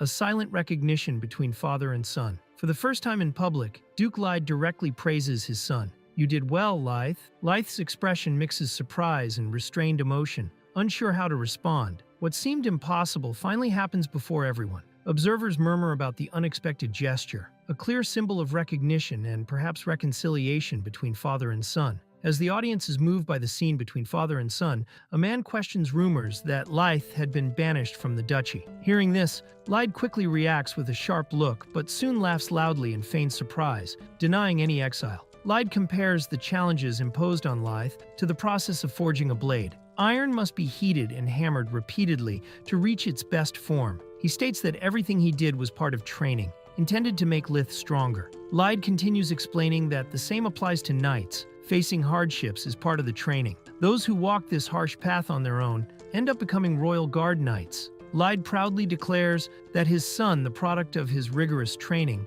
now has enough power to protect Princess Iris. The statement surprises everyone, including the princess herself. Leith continues his speech, praising the strength Leith demonstrated in the tournament. He declares him a national pride and a knight worthy of protecting the kingdom of Lawrence. The crowd cheers, and even Princess Iris reacts enthusiastically to the declaration. Before everyone, Leith declares that the time has come for Leith to return to the Wellesley family. Despite the public gesture, Iris senses he is using his position to manipulate public opinion, and Leith looks surprised and confused by the sudden invitation. Leith looks at his father without understanding his intentions, while the Duke watches him with a confident and calculating gaze. The atmosphere between them is tense, full of doubts and mistrust. Leith, moved, reveals he has always admired his father. The Duke watches silently, with a subtle smile. Meanwhile, elsewhere, a knight holds someone firmly, indicating something darker is happening behind the public scene. While Leith's father trains his soldiers seriously and powerfully,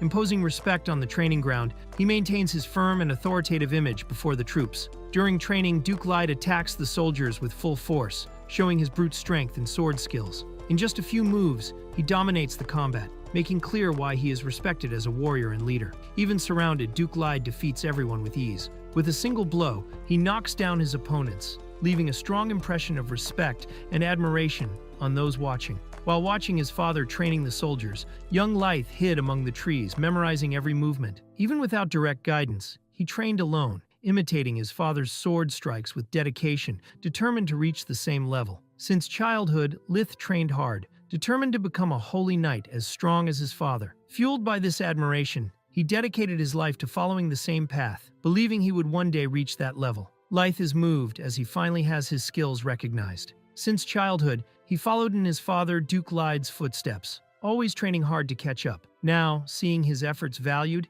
he feels truly happy. Duke Leith extends his hand to Leith, calling him with a firm and confident gesture. Leith, surprised and emotional, looks at his father silently, absorbing the weight of the moment after finally achieving the recognition he always sought. Leith, emotional before the audience and his father, hesitates as he tries to speak. The crowd watches silently, while Duke Leith maintains a steady gaze. In the middle of the moment, Leith begins to say, "Father, but something in his eyes suggests there are still doubts inside him, even amid recognition. Leith looks at his father firmly and, surprising everyone, refuses the proposal. With a determined voice, he declares he will not return to the Wellesley house. The crowd reacts in shock, while Duke Leith watches him with a tense expression. Leith looks at his father and, without hesitation, refuses again. Firmly, he says he will not go back. The direct answer catches Duke Leith by surprise, and the environment falls silent in the tension between them. The audience watches silently as the tension between Leith and Duke Leith grows.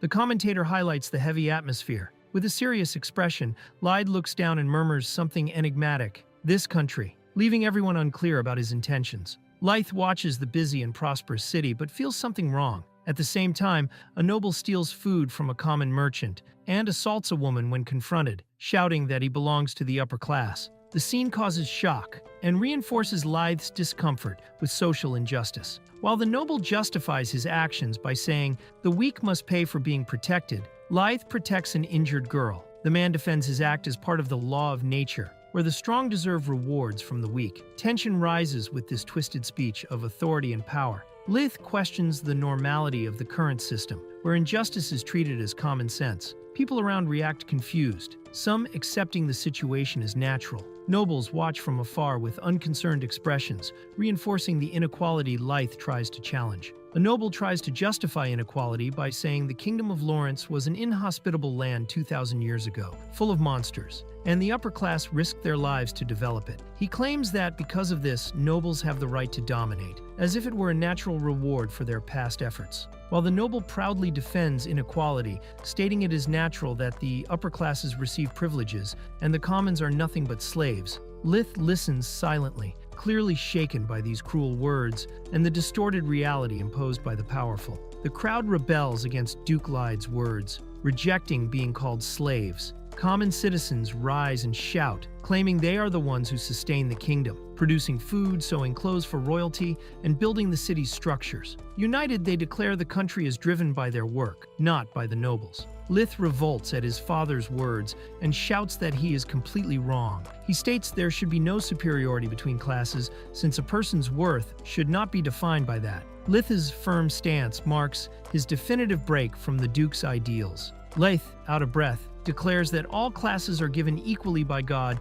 through the oracle. Before everyone, he states that even his classless condition must have a purpose. His words surprise those present, including his father and the princess. Leith recalls being kicked out of his home and needing to find work to survive. However, having the jobless class, he was discriminated against in all guilds and got no job offers. Even after trying many places, he was always rejected. Leith says he began fearing cold looks from people, feeling everyone saw someone with the jobless class as worthless. He almost gave up everything in that moment of loneliness and rejection. During a heavy rain, Leith hides soaking wet and discouraged, about to leave because he felt like a burden. At that moment, a woman recognized him as the unemployed man who had been to the guild before. She approaches with concern and asks why he is there in that state. The attendant offers Leith a hot drink to warm up and encourages him not to be discouraged. Even though he thought no one would notice him for being jobless, she reveals an urgent mission just arrived and invites him to accept it, showing confidence in his ability.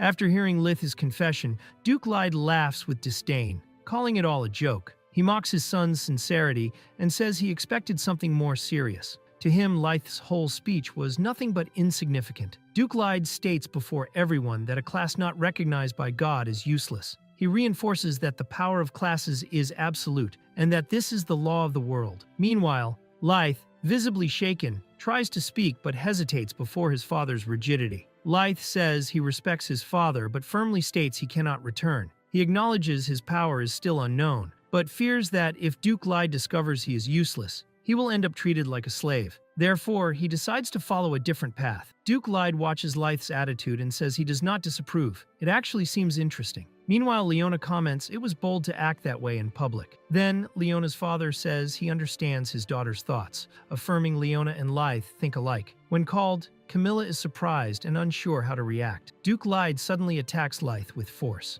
The exchange is intense, and Leith immediately reacts. The confrontation between father and son explodes amid tension, making clear that the words said before did not end their dispute. Leith barely dodges a violent blow from his father. He blocks with difficulty, feeling the attack's weight. The impact shakes his arm, but his eyes show firmness. He is determined to face Duke Leith to the end. At the decisive moment of the confrontation, Leith manages to disarm his father with a fast and precise move. Duke Leith is caught off guard, and everyone around watches in shock. Leith, out of breath, tries to understand what he just did. He himself did not expect to dominate the duel. Duke Leith asks when Leith learned that sword technique. Leith replies that he learned it by watching his father 2 years ago. The Duke acknowledges Leith's effort and the result of his training, praising him with a "very well," but then prepares something more, saying, however, Duke Leith briefly praises Leith, but soon cuts the moment short, saying his way of thinking is still immature. Then he turns and walks away, making it clear he does not fully recognize his son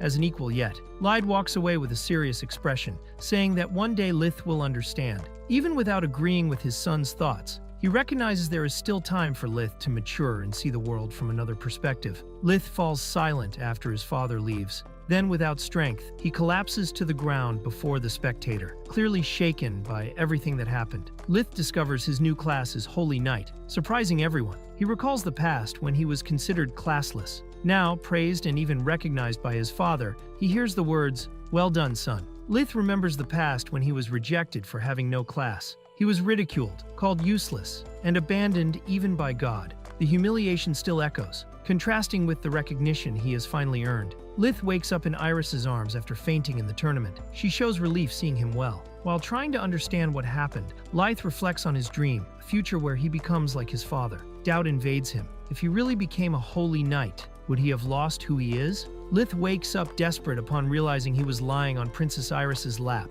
Embarrassed, he bows and apologizes for his lack of manners. Iris, however, surprises him with a gentle smile, saying she doesn't mind, and that in fact she would like to touch him even more. Leith tries to hide the situation with Iris, but soon realizes another girl has been watching him all along, and is clearly unhappy. Sitting on the floor, he nervously comments that a scary one-son has been watching him closely from the start. Leith senses the tense atmosphere between the two girls. While Iris calmly drinks tea, the other watches visibly irritated. Confused and sweating, he clearly feels the strange tension forming around him. Leith asks how Sarah is feeling, and she answers cheerfully, saying she's ready to fight again. However, upon closer observation, Iris notices burns on Sarah's arm and realizes she is only pretending to be okay. Iris reveals that the doctors reported Leith's real condition. He has inflammation, bruises, and several cuts. Even if he tries to act normal, she makes clear he suffered many injuries and needs medical care. Iris hugs Leith tenderly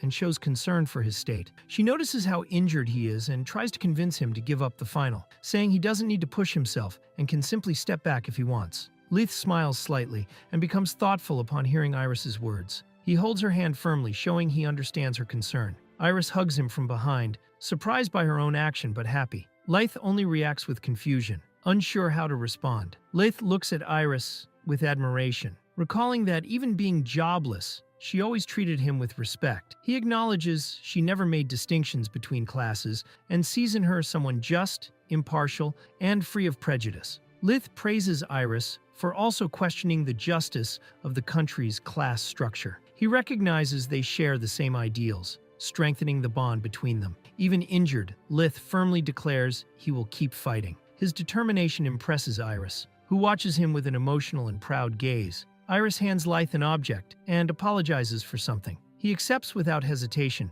showing confidence and respect for her gesture. Iris apologizes for having promoted him directly to the 7th rank as a personal guard, acknowledging it attracted criticism. But Leith reassures her, saying that despite the initial surprise, he was happy to fulfill his duty as a knight. Sarah encourages Leith, asking him to put on the new outfit and show his confident side. But she soon changes tone and warns seriously. Julius is very strong and he must be careful. Sarah pulls Leith excitedly, saying the finals are about to start. He watches her silently, surprised by her energy and dedication, while she smiles sincerely and encouragingly. The narrator announces the arena repairs are complete. With the audience attentive and the venue restored, he declares the start of the final duel. The presenter announces the first finalist, Julius Argyle, the sage of the Eastern Knights, known for consecutive victories thanks to his overwhelming magic. However, the public is confused upon realizing he has not appeared yet. Julius surprises everyone by being found relaxing in the stands, with a carefree smile.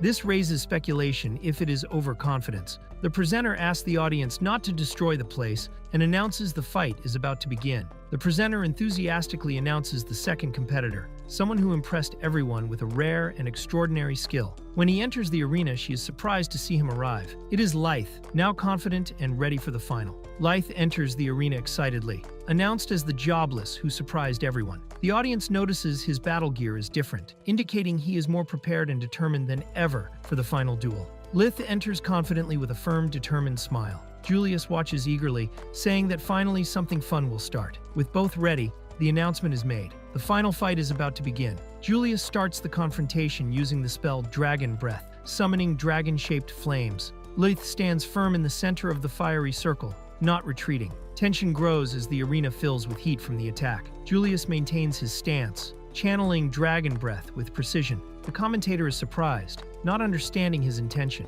Iris watches calmly, revealing this technique was earned during the night exam. Tension rises, and everyone awaits the next move. Leith unleashes Dragon Breath with full force, creating a huge whirlwind of energy. The commentator notes the technique consumes a lot of mana, indicating he is betting everything on this attack. The impact raises debris, and the entire arena shakes with the strike's power. Leith activates Dragon Breath fully, launching multiple flame heads at Julius. The attack advances intensely, but Julius remains calm, smiles, and faces the magic directly. With a simple touch, he neutralizes the entire spell's power, destroying the flaming dragons with ease, leaving everyone shocked. Leith appears among the flaming dragon fragments with his sword enveloped in holy power. The attack was a trap. The dragon breath was only a distraction. The crowd is impressed by the strategy, but Julius smiles calmly, realizing the plan. Leith advances with a war cry, striking Julius in the abdomen with full force, but Julius remains calm and smiles as if the blow had no effect.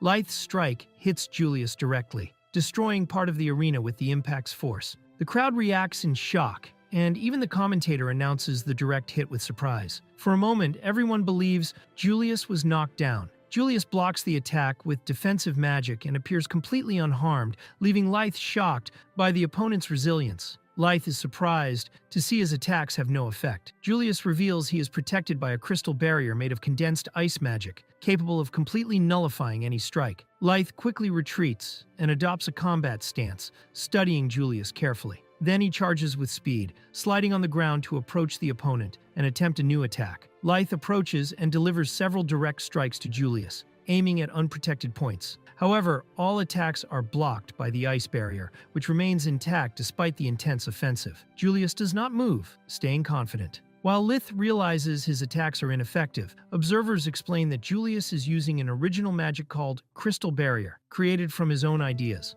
This magical defense is so advanced that even experienced knights failed to break it. Faced with this, Leith begins doubting if he can break the barrier. Leith casts Stone Hand, trying to attack Julius from all sides with a powerful charge. However, despite the massive impact, Julius remains completely still and unscathed, protected by his magic barrier. Taking advantage of a gap, Leith appears from above with his sword in hand and attacks precisely. With determination, he shouts that he got him, aiming directly at Julius. Amid the debris of the previous attack, Leith jumps down with his final attack, a powerful fire lance. He launches the magic directly at Julius, who is still wrapped in his crystal barrier. The strike hits with force, making the field tremble and debris fly everywhere. Leith used all previous attacks as distractions, waiting for the exact moment when Julius's superior defense would be vulnerable. With the fire lance launched from above and no escape for the flames due to the barrier, the impact was even more destructive. Julius is hit squarely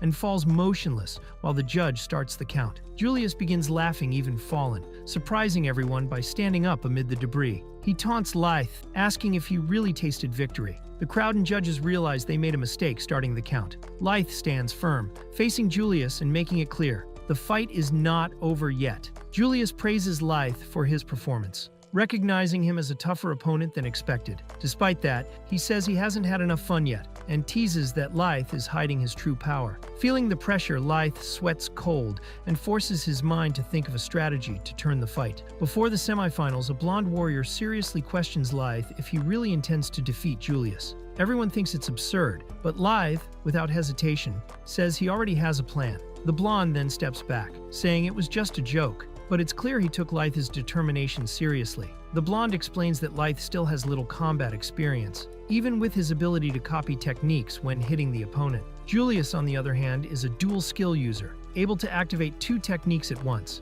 He states that facing him on equal terms is impossible. Even so, Leith responds determined, accepting the challenge firmly. Captain Urs proposes a skill challenge. If Leith wins, he will reveal his trump card. For that, Leith will undergo training with the Royal Guard, facing direct fights with troop members who will not go easy on him for having suddenly joined the Royal Guard. Though surprised, Leith accepts the challenge, determined to prepare for facing Julius. During the duel, Leith tries a new attack called Burst Cyclone, but Julius stands firm and taunts him, asking if that was all Leith could do. Amid the charge, Leith realizes his mistake. He lowered his guard. The audience watches anxiously as the magic escalates and tension rises. Even after being hit, Leith refuses to give up and shouts that it's not over yet. Laughing with determination, he acknowledges Julius has not yet shown all his power and launches another attack, Stone Lance, aiming directly at the opponent to try to turn the tide. Julius easily blocks Leith's attack, manipulating crystals with precision and elegance. While Leith watches surprised, Julius keeps a calm, confident smile, as if already having full control of the fight. Leith falls to his knees, frustrated by Julius's impenetrable defense. Urs scolds him, saying that getting discouraged like that will lead to defeat. He explains that Julius treats the fight like a game, but enjoys using magic to the fullest. Leith asks how to get close, and Urs replies that he must think for himself. The only chance is to strike when Julius lowers his guard. Leith tries to approach with a direct attack, but Julius's ice barrier blocks everything. He retreats, frustrated, realizing he can't get close. Meanwhile, Julius watches calmly, showing no effort. Leith provokes Julius, questioning why he is not using his dual skills and implying he is afraid. The provocation catches the audience's attention, and Leith watches carefully, waiting to see how Julius will react. Julius responds to Leith's provocation enthusiastically, falling exactly into the planned trap. Leith, alert, notices the opponent took the bait and prepares to act confidently. Julius activates his combined earth and fire magic called Muspel,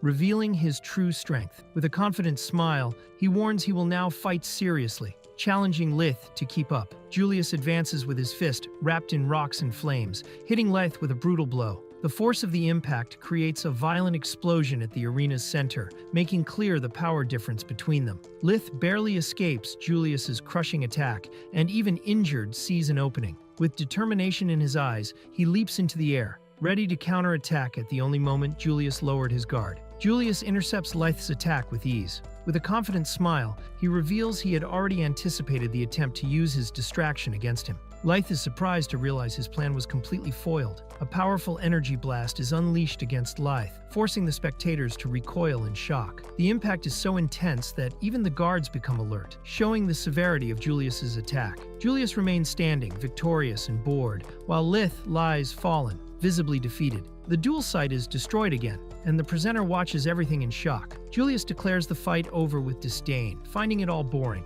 Leith suddenly reappears amid the rubble and advances against Julius. Julius is surprised, admitting he underestimated his opponent. Leith blocks Julius's combined fire and earth magic, cornering him. Now Julius realizes he cannot escape. Julius tries to react with a direct attack, but Leith hits him with a powerful close-range magic strike, interrupting his advance. A new fighter appears and interferes in the battle, using a wind attack that hits the boy and throws him away. Even so, she shows that she doesn't rely only on brute strength, explaining that her abilities become stronger when combined with other elements, indicating that the fight can still change depending on how the powers are used.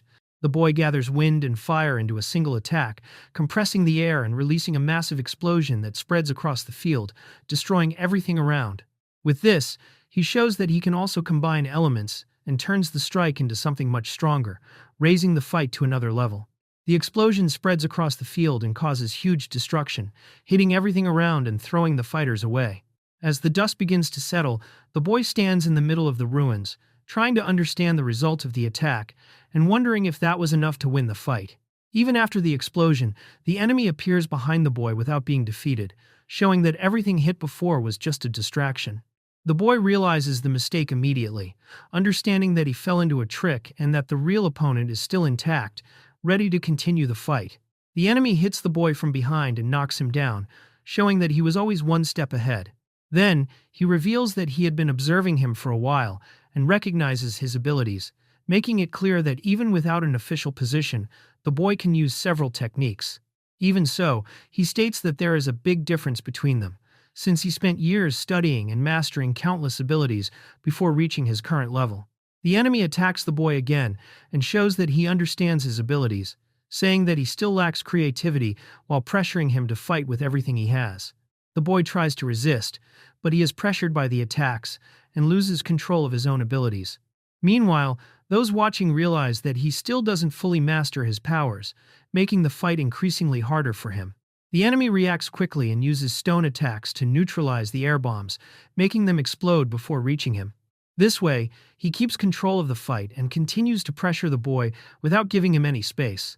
The boy rushes forward again, trying to surprise him, but the enemy calmly reacts and dodges without difficulty, showing total control of the situation. This makes it clear that he feels no pressure in the fight, while the boy realizes how much he is at a disadvantage.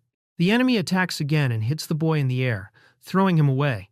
Even so, the boy tries to adjust himself mid-fall so he doesn't completely lose control and can keep fighting. The enemy uses a mud trap to hold the boy and stop his movements, showing that he didn't even notice the trick. With that, he reinforces his dominance in the fight and makes it clear that the boy's level is still far below. After being pressured and trapped, the boy loses his strength and ends up falling, no longer able to continue the fight. With that, the result is decided, while the enemy remains standing after dominating the entire battle. After the fight, a girl comments on the result and judges that the boy's performance was not as impressive as she expected. Even so, another person disagrees with that view, making it clear that he may have more than he seems. Even fallen and exhausted, the boy gets up again and decides to keep fighting, showing that he will not give up even while at a disadvantage. Even after taking a heavy hit, the boy stays on his feet and returns to the fight, surprising those watching. This shows that he still has strength to continue, making it clear that something strong is motivating him not to fall. The boy advances even while tired and lands a direct attack on the enemy, finally managing to hit him. With that, he gains a moment of advantage and shows that he can still react even at his limit. The boy realizes the enemy's true strength and understands that he is facing someone far above normal. Even so, he tries to think of a way to win, but ends up getting hit again and thrown away, showing that he is still at a disadvantage. The enemy finishes the attack and knocks the boy down with a decisive blow, destroying the ground around them. With that, he assumes the fight is over and declares victory, while the boy remains down without being able to react. Even at his limit, the boy gets up once more and insists on continuing, but realizes that he has already used everything he had and still cannot keep up with the enemy. Little by little, he understands that he has no options left, and that there is no way to turn the fight around. Even without options, the boy decides to continue using only physical strength and rushes into a direct attack. The enemy easily notices this and blocks without difficulty, showing that he is still completely in control of the situation. The boy activates a physical boost to increase his strength and speed, trying to change the course of the fight. Seeing this, the enemy reacts immediately and moves into direct confrontation, ready to face this new level. The boy changes his fighting style and switches to physical combat, advancing directly while dodging ice attacks. He manages to get closer and exchange blows with the enemy, showing an attempt to balance the fight through strength. The enemy easily holds back the boy's advance, and even summons a creature to reinforce the attack. With that, he increases his advantage even more, and keeps total control of the fight. The boy takes advantage of an opening, gets close, and grabs the enemy, finally executing the move he had been trying since the beginning to turn the fight around. The boy finally lands a direct hit on the enemy, and remembers the moment when he awakened his power, when he acted on instinct to protect someone. This memory shows the origin of his strength, tied to the will to act without thinking, trying to use that now to change the course of the fight. The boy continues the attack, but realizes that something changed in the middle of the action, as if the ability was not working the normal way. Even so, he keeps trying to finish the strike, without fully understanding what is happening. In another place, an important man appears and makes it clear that he came to watch the fight, confident that his son will win. His presence draws attention, showing that the confrontation carries more weight than it seemed. During the conversation, it is revealed that the opponent received a special power at a young age, something rare that explains his current strength. This reinforces the idea that the difference between him and the boy comes from long before the fight even began. The leaders become tense as they analyze the fight, not understanding what is happening, since everything contradicts what they expected. Even so, they insist that the prophecy cannot be wrong, reinforcing the doubt about the result. The leaders begin arguing as they realize that the boy, even with power, cannot use high-level abilities. This creates frustration, since it contradicts everything they expected, making the situation even more confusing. The enemy shows total confidence, and reveals that he sees his condition as an advantage, saying that it means he has no limits. Meanwhile, the leaders fall silent as they realize what this might mean, indicating that the situation is more dangerous than they imagined. During the exchange of blows, it becomes clear that the enemy can use magic even without having his own power, through an artifact. This confuses the boy, who feels the energy but doesn't understand how it is possible while trying to stay focused on the fight. The boy ignores the disadvantage and manages to land a direct hit, knocking the enemy into the air and creating a real opening in the fight.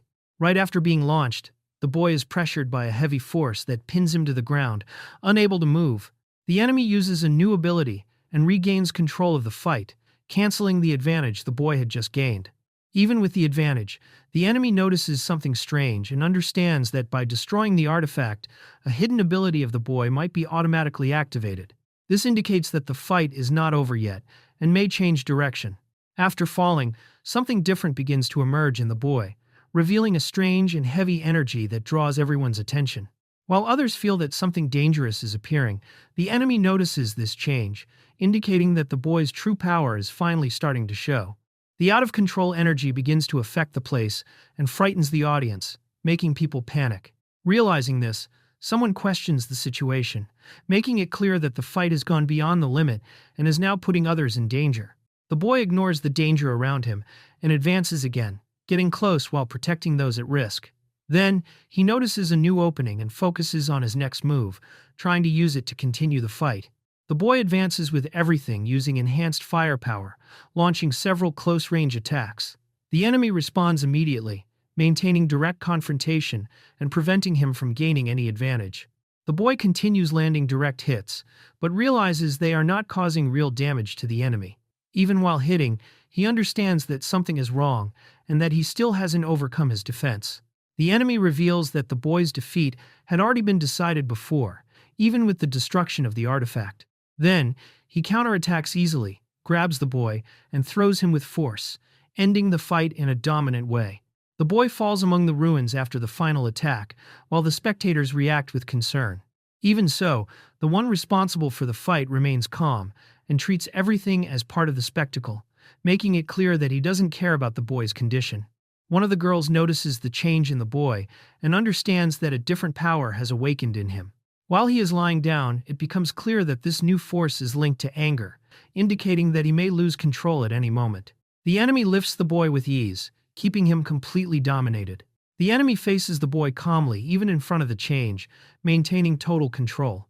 Meanwhile, those watching understand that the boy could still follow a better path if he doesn't lose himself. But it is also clear that the enemy is already at a very high level, comparable to a commander. The fight is interrupted before continuing, leaving the final decision to the judge. Even so, it is clear that the enemy believes in his own victory, while it is reinforced that the duel is not just about winning, but about proving who truly has the value to protect and evolve. One of the girls asks the enemy to release the boy, and he complies without resistance. The boy's body falls to the ground, while she watches with concern, showing that the situation has already gone out of control for him. The enemy makes it clear that he does not care about status or fame, showing that he entered the tournament only to face strong opponents. This reinforces that he fights only for the challenge, without caring about anything else. The enemy shows that he still wants to continue fighting, and that he is not satisfied with the result, making it clear that he is looking for even greater challenges. Meanwhile, those watching notice the danger of this attitude, since he does not seem willing to stop. The enemy realizes that he is facing someone extremely strong and acknowledges it at that moment. As he steps back, it becomes clear that the boy left a strong impression, even after his defeat. The situation gets out of control, and one of the commanders immediately notices the danger, ordering the king to be protected while everyone moves quickly. Even injured, he tries to act, but it is already clear that he is at his limit, being supported while the tension only increases around them. The story shifts to the past, showing knights advancing into war, all moving forward firmly toward an endless battlefield, carrying their swords and putting their honor on the line. It shows the context of the war, with the Wizark Empire invading the Lawrence Kingdom for resources, while several attempts at peace fail and negotiations lead nowhere, making it clear that the conflict was inevitable and continued to intensify. In the middle of the war, a veteran warrior faces several enemies at once, advancing without retreating and opening a path alone. At the same time, it becomes clear that the Wizark Empire follows an ideology of absolute strength, despising any negotiation and relying only on military power, while demanding that the kingdom send its strongest fighter to decide everything through battle. In the middle of the clash, the old warrior recognizes the opponent's skill and decides to face him directly. Then the two introduce themselves. On one side, Richard Lawrence, representing the kingdom, and on the other, Hades Wizark, showing that this was not just any battle, but a duel between the strongest from both sides. The confrontation comes to an end, with the leader defeated among the rubble, recognizing the superiority of his opponent as the battle concludes. The defeated leader acknowledges the superior strength of his opponent and admits his failure. Following his own principles, he accepts that only the strongest should rule, and decides to entrust the fate of his empire to the victor. Facing the end, the leader makes a final request, entrusting the care of his daughter to the victor. After his death, the Wizark Empire collapses, and over time, its name disappears. The princess joins the King of Lawrence, sealing the end of the conflict and the beginning of a new era. Years later, the queen consort Cilicia recalls her entry into the royal family with calmness, accepting the past as part of her duty for the good of the kingdom. Without holding resentment, she shows maturity and understanding, while the court continues in harmony under the new established order. Eldiana, former princess of the Wizark Empire, takes on her role with responsibility, asking that they take care of both the kingdom and the king. Over time, she becomes the first queen, while Cilicia is named second queen years later, strengthening the stability and unity of the kingdom. Years later, the young heirs grow under the new order of the kingdom. Camilla stands out easily and receives constant recognition, being seen as the future queen, while Iris, despite her effort, feels left aside, revealing the first tensions and differences between them. Camilla continues to be praised as the ideal future queen, admired for her elegance and exemplary behavior among the nobility. Meanwhile, Iris watches from the side, silently carrying her own insecurities. Before them, an important call arises, indicating that something decisive is about to be revealed. During a formal ceremony, the king surprises everyone by naming Iris as the first princess of the kingdom. The decision causes immediate shock, especially in Camilla, who is always seen as the natural heir, marking an unexpected twist in the succession. The decision is justified by the kingdom's laws, which grant the right to the throne to the one who possesses an advanced class. Iris, now holding a superior class, is chosen after court deliberation, while Camilla loses her status. Faced with this, she reacts with anger, unable to accept the change after all the effort she put into becoming the heir. Overwhelmed by frustration, Camilla bursts into tears and anger, feeling that all her effort was useless in the face of a decision based only on status. As she questions the injustice of her fall, suspicion arises that her origin linked to the former empire also weighs against her, intensifying her pain and indignation. Faced with the crisis, it is stated that a person's value is defined only by their class. Camilla, shaken and humiliated, cannot endure the situation and runs away, while those around her only watch, unable to stop her pain. While Camilla isolates herself, suspicion arises that the king's decision was not simple, indicating that something hidden may have influenced the result. At the same time, it is revealed that her feelings were always deep, making her pain even more significant. Memories of the past reveal that the two grew up together, inseparable, sharing studies, training, and simple daily moments. Camilla always found strength in the other's presence, seeing her as her greatest support. Now, as she remembers everything, she realizes how much she depended on that bond, making the current situation even more painful. Consumed by pain, Camilla begins to believe that she was deceived from the beginning, seeing her former ally as a manipulator who only pretended closeness to take her place. The trust that sustained her strength breaks, giving way to suspicion and resentment. Dominated by distrust, Camilla rejects any attempt at closeness and completely breaks the bond she had with the other. Feeling betrayed, she isolates herself, convinced that she can no longer trust anyone. Isolated and on the edge, Camilla rejects any interference, trying to distance herself from everything.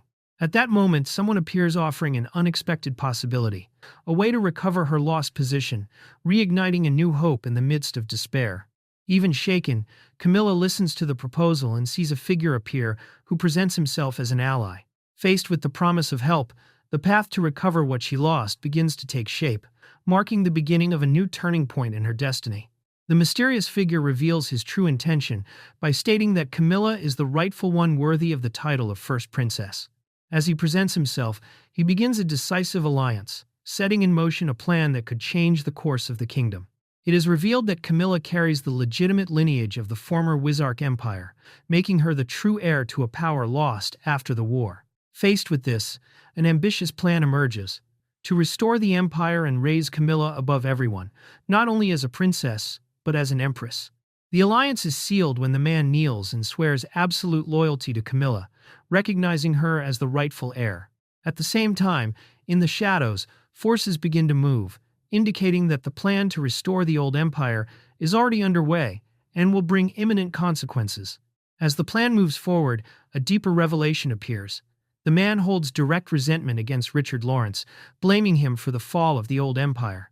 Driven by this hatred, he positions himself as someone seeking revenge, indicating that the coming conflict will not be only political, but also personal. Camilla takes on a new stance, being recognized as the leader of the Eastern Knights, showing that she has already begun her move to regain power. Her rise causes an immediate reaction in the kingdom, with questions and orders being challenged, revealing that open conflict between the sides is about to begin. Former knights of the Wizark Empire reveal their past and the weight of their failure in the war, admitting that they could not protect the emperor. Now reunited, they make it clear that they never abandoned their loyalty and that many still share the same ideal, forming a force ready to act again. The tension explodes into action as the knights clash, quickly dominating the situation and taking control of the location. In the middle of the chaos, one of the leaders watches with confidence, making it clear that everything was part of a plan already anticipated and carefully executed. The conspirators reveal that they had been waiting for this moment for a long time, choosing the day of the tournament when all the knights would be gathered to start their plan. The move marks the beginning of a new era, signaling the rebirth of the Wizark Empire. Confident in victory, the conspirators celebrate in advance the fall of the Kingdom of Lawrence. However, at the decisive moment, an unexpected reaction interrupts the situation, indicating that not everything is under control as they planned. At the critical moment, a new character appears and interrupts the celebration, claiming something essential to the plan. His presence completely changes the situation, revealing that there are conflicting interests even among those involved in the conspiracy. The situation becomes more complicated when Julius intervenes, defending an ally and acting outside the original plan. His action creates immediate conflict among the conspirators, revealing internal divisions and putting the entire carefully prepared strategy at risk. Julius completely ignores the strategy and acts on his own, making it clear that he does not care about the plan. Driven by personal interest, he treats the conflict like a game, causing destruction without hesitation, and further worsening the instability among his own allies. Julius advances with overwhelming power, launching an attack that dominates the field and forces everyone to face his true strength. His intervention transforms the confrontation, making it clear that he represents an unpredictable threat even to his own allies. The confrontation reaches a new level when a colossal creature is summoned, spreading destruction and imposing terror on the battlefield. Faced with the threat, a hidden power linked to the king is revealed, indicating that his true strength goes far beyond what it seemed. The dragon's presence imposes itself as an overwhelming force, putting everyone on alert in the face of its destructive power. As chaos spreads, doubt arises about the king's fate, suggesting that his connection to this power may be deeper than imagined. Facing the growing threat, orders are given to mobilize a large army immediately. However, there is a sign that this force may not be enough, or may not even be fully under control, suggesting an unexpected complication in the military response. When trying to react, it is revealed that part of the troops has already been neutralized, unable to fulfill their roles. The enemy attack happened even before the mobilization, showing that the opposing plan was more advanced than expected. Amid the destruction already in place, the attacker shows total control of the situation, treating the confrontation as mere training. While others realize too late the severity of what is happening, he prepares to continue the fight, looking for his next opponent with absolute confidence. At the peak of chaos, a sudden silence takes over the battlefield, paralyzing everyone around. Even with orders to attack, no one can move, as if an overwhelming presence had taken control of the situation, completely interrupting the flow of the fight. Even under threat and strict orders, the soldiers remain unable to act. The attempt to impose authority fails against the invisible force dominating the field, showing that control of the situation is no longer in the hands of those in command. Faced with the scene, it becomes clear that the king reveals a completely different side, acting like a true, relentless warrior. Even under attack, he remains unshaken, imposing a presence that intimidates everyone around and shows a power far beyond what was expected. Amid the chaos, the king approaches Camilla and treats her with unexpected kindness, silently recognizing all the effort she has put in over time. His attitude contrasts with the situation around them, revealing that he has always been aware of her value. The king admits that the decision was cruel and unfair, even while following the kingdom's laws. Unable to act against tradition at that moment, he carries the weight of not having protected his daughter's dignity, acknowledging his failure both as a ruler and as a father. The king takes responsibility for bringing Camilla back, stating his decision firmly. Determined not to be bound by the past, he shows that he is willing to change, confronting traditions and seeking to correct his own mistakes. Camilla directly confronts the king, questioning his passive stance in the face of the court's decisions. Even recognizing his strength, she accuses him of lacking courage for not acting when it mattered most, exposing her disappointment and challenging his authority. The tension shifts direction when an accusation arises that someone manipulated the entire situation, influencing Camilla and guiding the events. The conflict stops being only political and becomes personal, revealing betrayals and hidden responsibilities behind the crisis.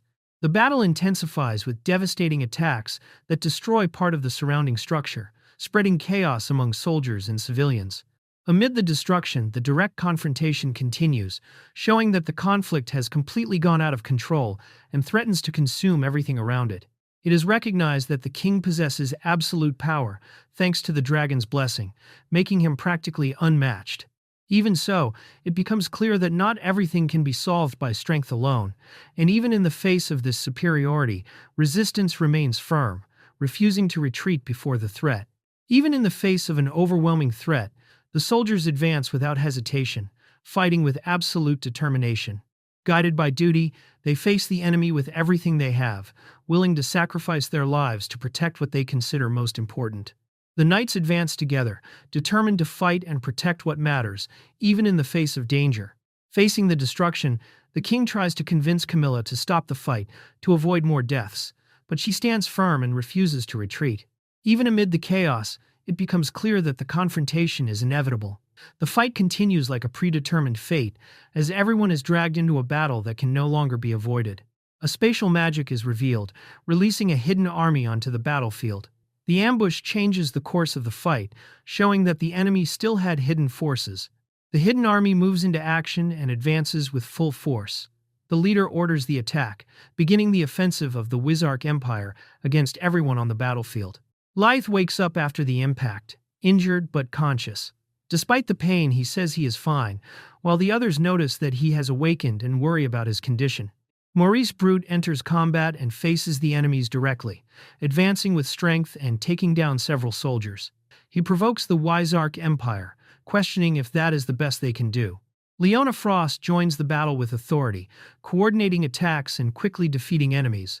While allies press forward, she orders the battle to be ended quickly, maintaining control of the confrontation. The king, now connected to the dragon through a contract, attacks with overwhelming force and ignores common magic. His advantage becomes clear, surprising the enemies on the battlefield. The dragon releases a devastating attack on the field, causing a massive explosion.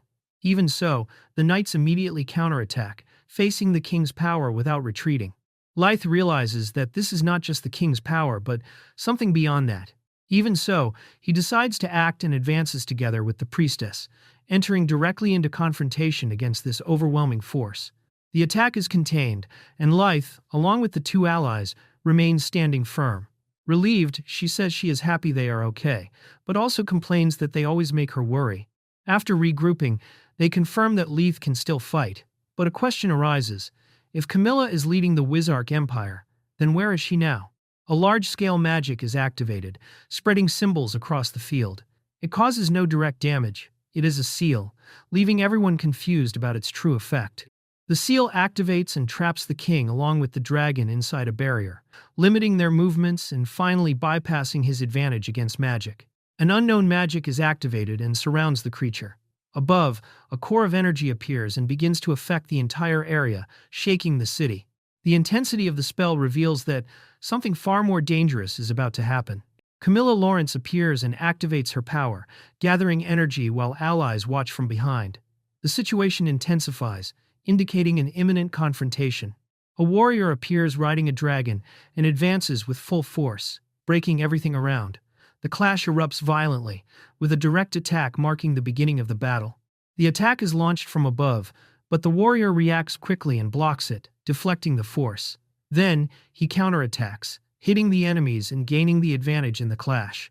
In the past, a hero faces an army and receives power from his allies. With a single decisive strike, he defeats the enemy and devastates everything around. Inspired by the legend, the warrior advances while riding the dragon and executes his own version of the strike, pushing the attack to its peak. The attack hits the battlefield and causes immediate destruction, forcing the soldiers to retreat. Amid the chaos, it becomes clear that the situation has gone out of control. The warrior advances with a brutal strike and breaks through the enemy's defense, taking down several at once. With momentum and aggression, he dominates the clash and forces his way forward. A flash cuts across the horizon, and then the impact hits the city, releasing a wave of destruction that spreads throughout the region. The explosion spreads and covers the battlefield in smoke. The survivors watch the result, uncertain if the fight has truly ended. Even after the explosion, a new power is activated, showing that the battle is not over yet. The tension returns, indicating that the confrontation continues. The heroes react quickly and protect each other, while new attacks hit the ground. The fight continues amid the growing chaos. The warrior advances alongside the dragon and delivers a powerful strike, hitting the enemy directly and regaining control of the battle. The dragon counterattacks violently and advances toward the group, forcing the heroes to prepare for the next impact. After the clash, the enemy approaches calmly and takes control of the situation, indicating that he still holds the advantage. The enemy reveals knowledge about the dragon's power and the strike that brought it down. With confidence, he takes control of the situation and shows that he understands exactly what happened. He explains the ability used, capable of transferring damage and ignoring defenses, making the strike devastating. Then, he reveals his own class, showing that he still hides more abilities. He details that the technique combines the princess's damage transfer with a cleric's area power, creating an amplified effect. This fusion turns the strike into something that can hit and redirect damage within a domain, even with individual target limitations. With that, he reveals that the attack was not simple strength, but the result of a composed and strategic ability. He explains that the field had already been prepared to transfer damage, using the area as a medium to redirect attacks. The barrier kept the target trapped, ensuring that the effect would work even against something resistant. Thus, the hero's strike did not act alone, but was amplified by the entire strategy, resulting in the enemy's fall. After the strategy, the soldiers remain unharmed while the fight continues. The allies take the front line, advance against the enemy, and order the others to retreat, preparing a new attack to end the battle. The warrior activates an enchantment and releases a wind attack that throws the enemy backward. With greater control of power, he intensifies the offensive and keeps the pressure in the fight. The warrior realizes that his previous defeat was the result of a larger plan, not a lack of strength. Understanding this, he confirms that the soldiers survived, revealing the true effect of the strategy used. The enemy reveals his intention to attack again without hesitation, showing absolute confidence. In response, the other side stands firm and accepts the confrontation, making it clear that the battle is still far from over. The enemy advances and lands a direct hit, breaking the opponent's rhythm and limiting his use of the sword. With the advantage, he maintains pressure and tries to end the confrontation. The attack is launched, but loses effect when it leaves the prepared area, reducing its impact. Realizing this, the enemy understands the limitation of the technique and reveals his hostility, making it clear that the confrontation becomes even more personal. A new ally appears and positions himself beside the king, declaring support. Then, he activates a powerful ability that compresses the surrounding environment, creating crushing pressure that traps the enemy at the center of the impact. Even under the crushing pressure, the target reacts and manages to reverse the magic against its user, regaining the advantage. The quick response shows battle experience, changing the course of the fight. The gravity user is thrown away and loses control for a moment, being repelled by the counterattack. Even so, he recovers mid-air and immediately returns to the offensive, while impacts continue exploding around and keep the battlefield in constant chaos. The enemy reappears with speed and lands a direct blow, interrupting the hero's reaction. Then, he advances fiercely alongside a creature, maintaining pressure and asserting dominance in the clash. The hero advances with determination and activates a special technique, concentrating power in his blade. With a precise movement, he prepares a more refined strike to turn the fight around. The enemy reveals that everything was part of a larger plan and downplays the situation, treating the fight as something controlled. Meanwhile, the hero advances and takes down an opponent, showing that he can still react and keep the battle balanced. The hero remains firm and advances even under pressure, while the enemy mobilizes forces and intensifies the attack. Around them, chaos spreads and civilians flee, making it clear that the battlefield leaves no room for error. Camilla accepts her determination and embraces the necessary sacrifices to achieve her goal. With that, She reaffirms her ambition to rule and change the order of the world, taking control and shaping the future in her own way. Camilla advances with determination, rejecting the idea of a predetermined fate and asserting her own will. As the confrontation intensifies around her, she positions herself to end the chaos and impose her path. Camilla is struck and loses strength, revealing that her ability is no longer active and that her magic is at its limit. The opponent notices the weakness, analyzes the situation, and pressures her, demanding that she reveal her true intention. In a moment from the past, cakes are prepared and carefully separated for each person. Camilla receives hers, marking a simple but important memory amid daily life. Behind the scenes, resistance appears against Camilla's position, as she is seen as an outsider occupying an important role. Despite the doubts, the decision is maintained, and everyone continues their duties without questioning. A small moment reveals the impact of the decisions. The cake is left aside and Camilla's sadness becomes evident. Even so, she decides to deal with everything on her own, accepting the weight of the situation. Camilla is comforted after having her feelings understood, receiving support in the middle of her pain. At the same time, it is reinforced that difficult decisions must be accepted for the greater good, even when they go against her own desires. Camilla is encouraged to follow her own will and not be carried away by external pressure. By stating that both peoples are her responsibility, she decides not to abandon either side and moves forward, determined to carry that burden. Amid the ruins, she approaches and reaffirms the bond between them, offering sincere support.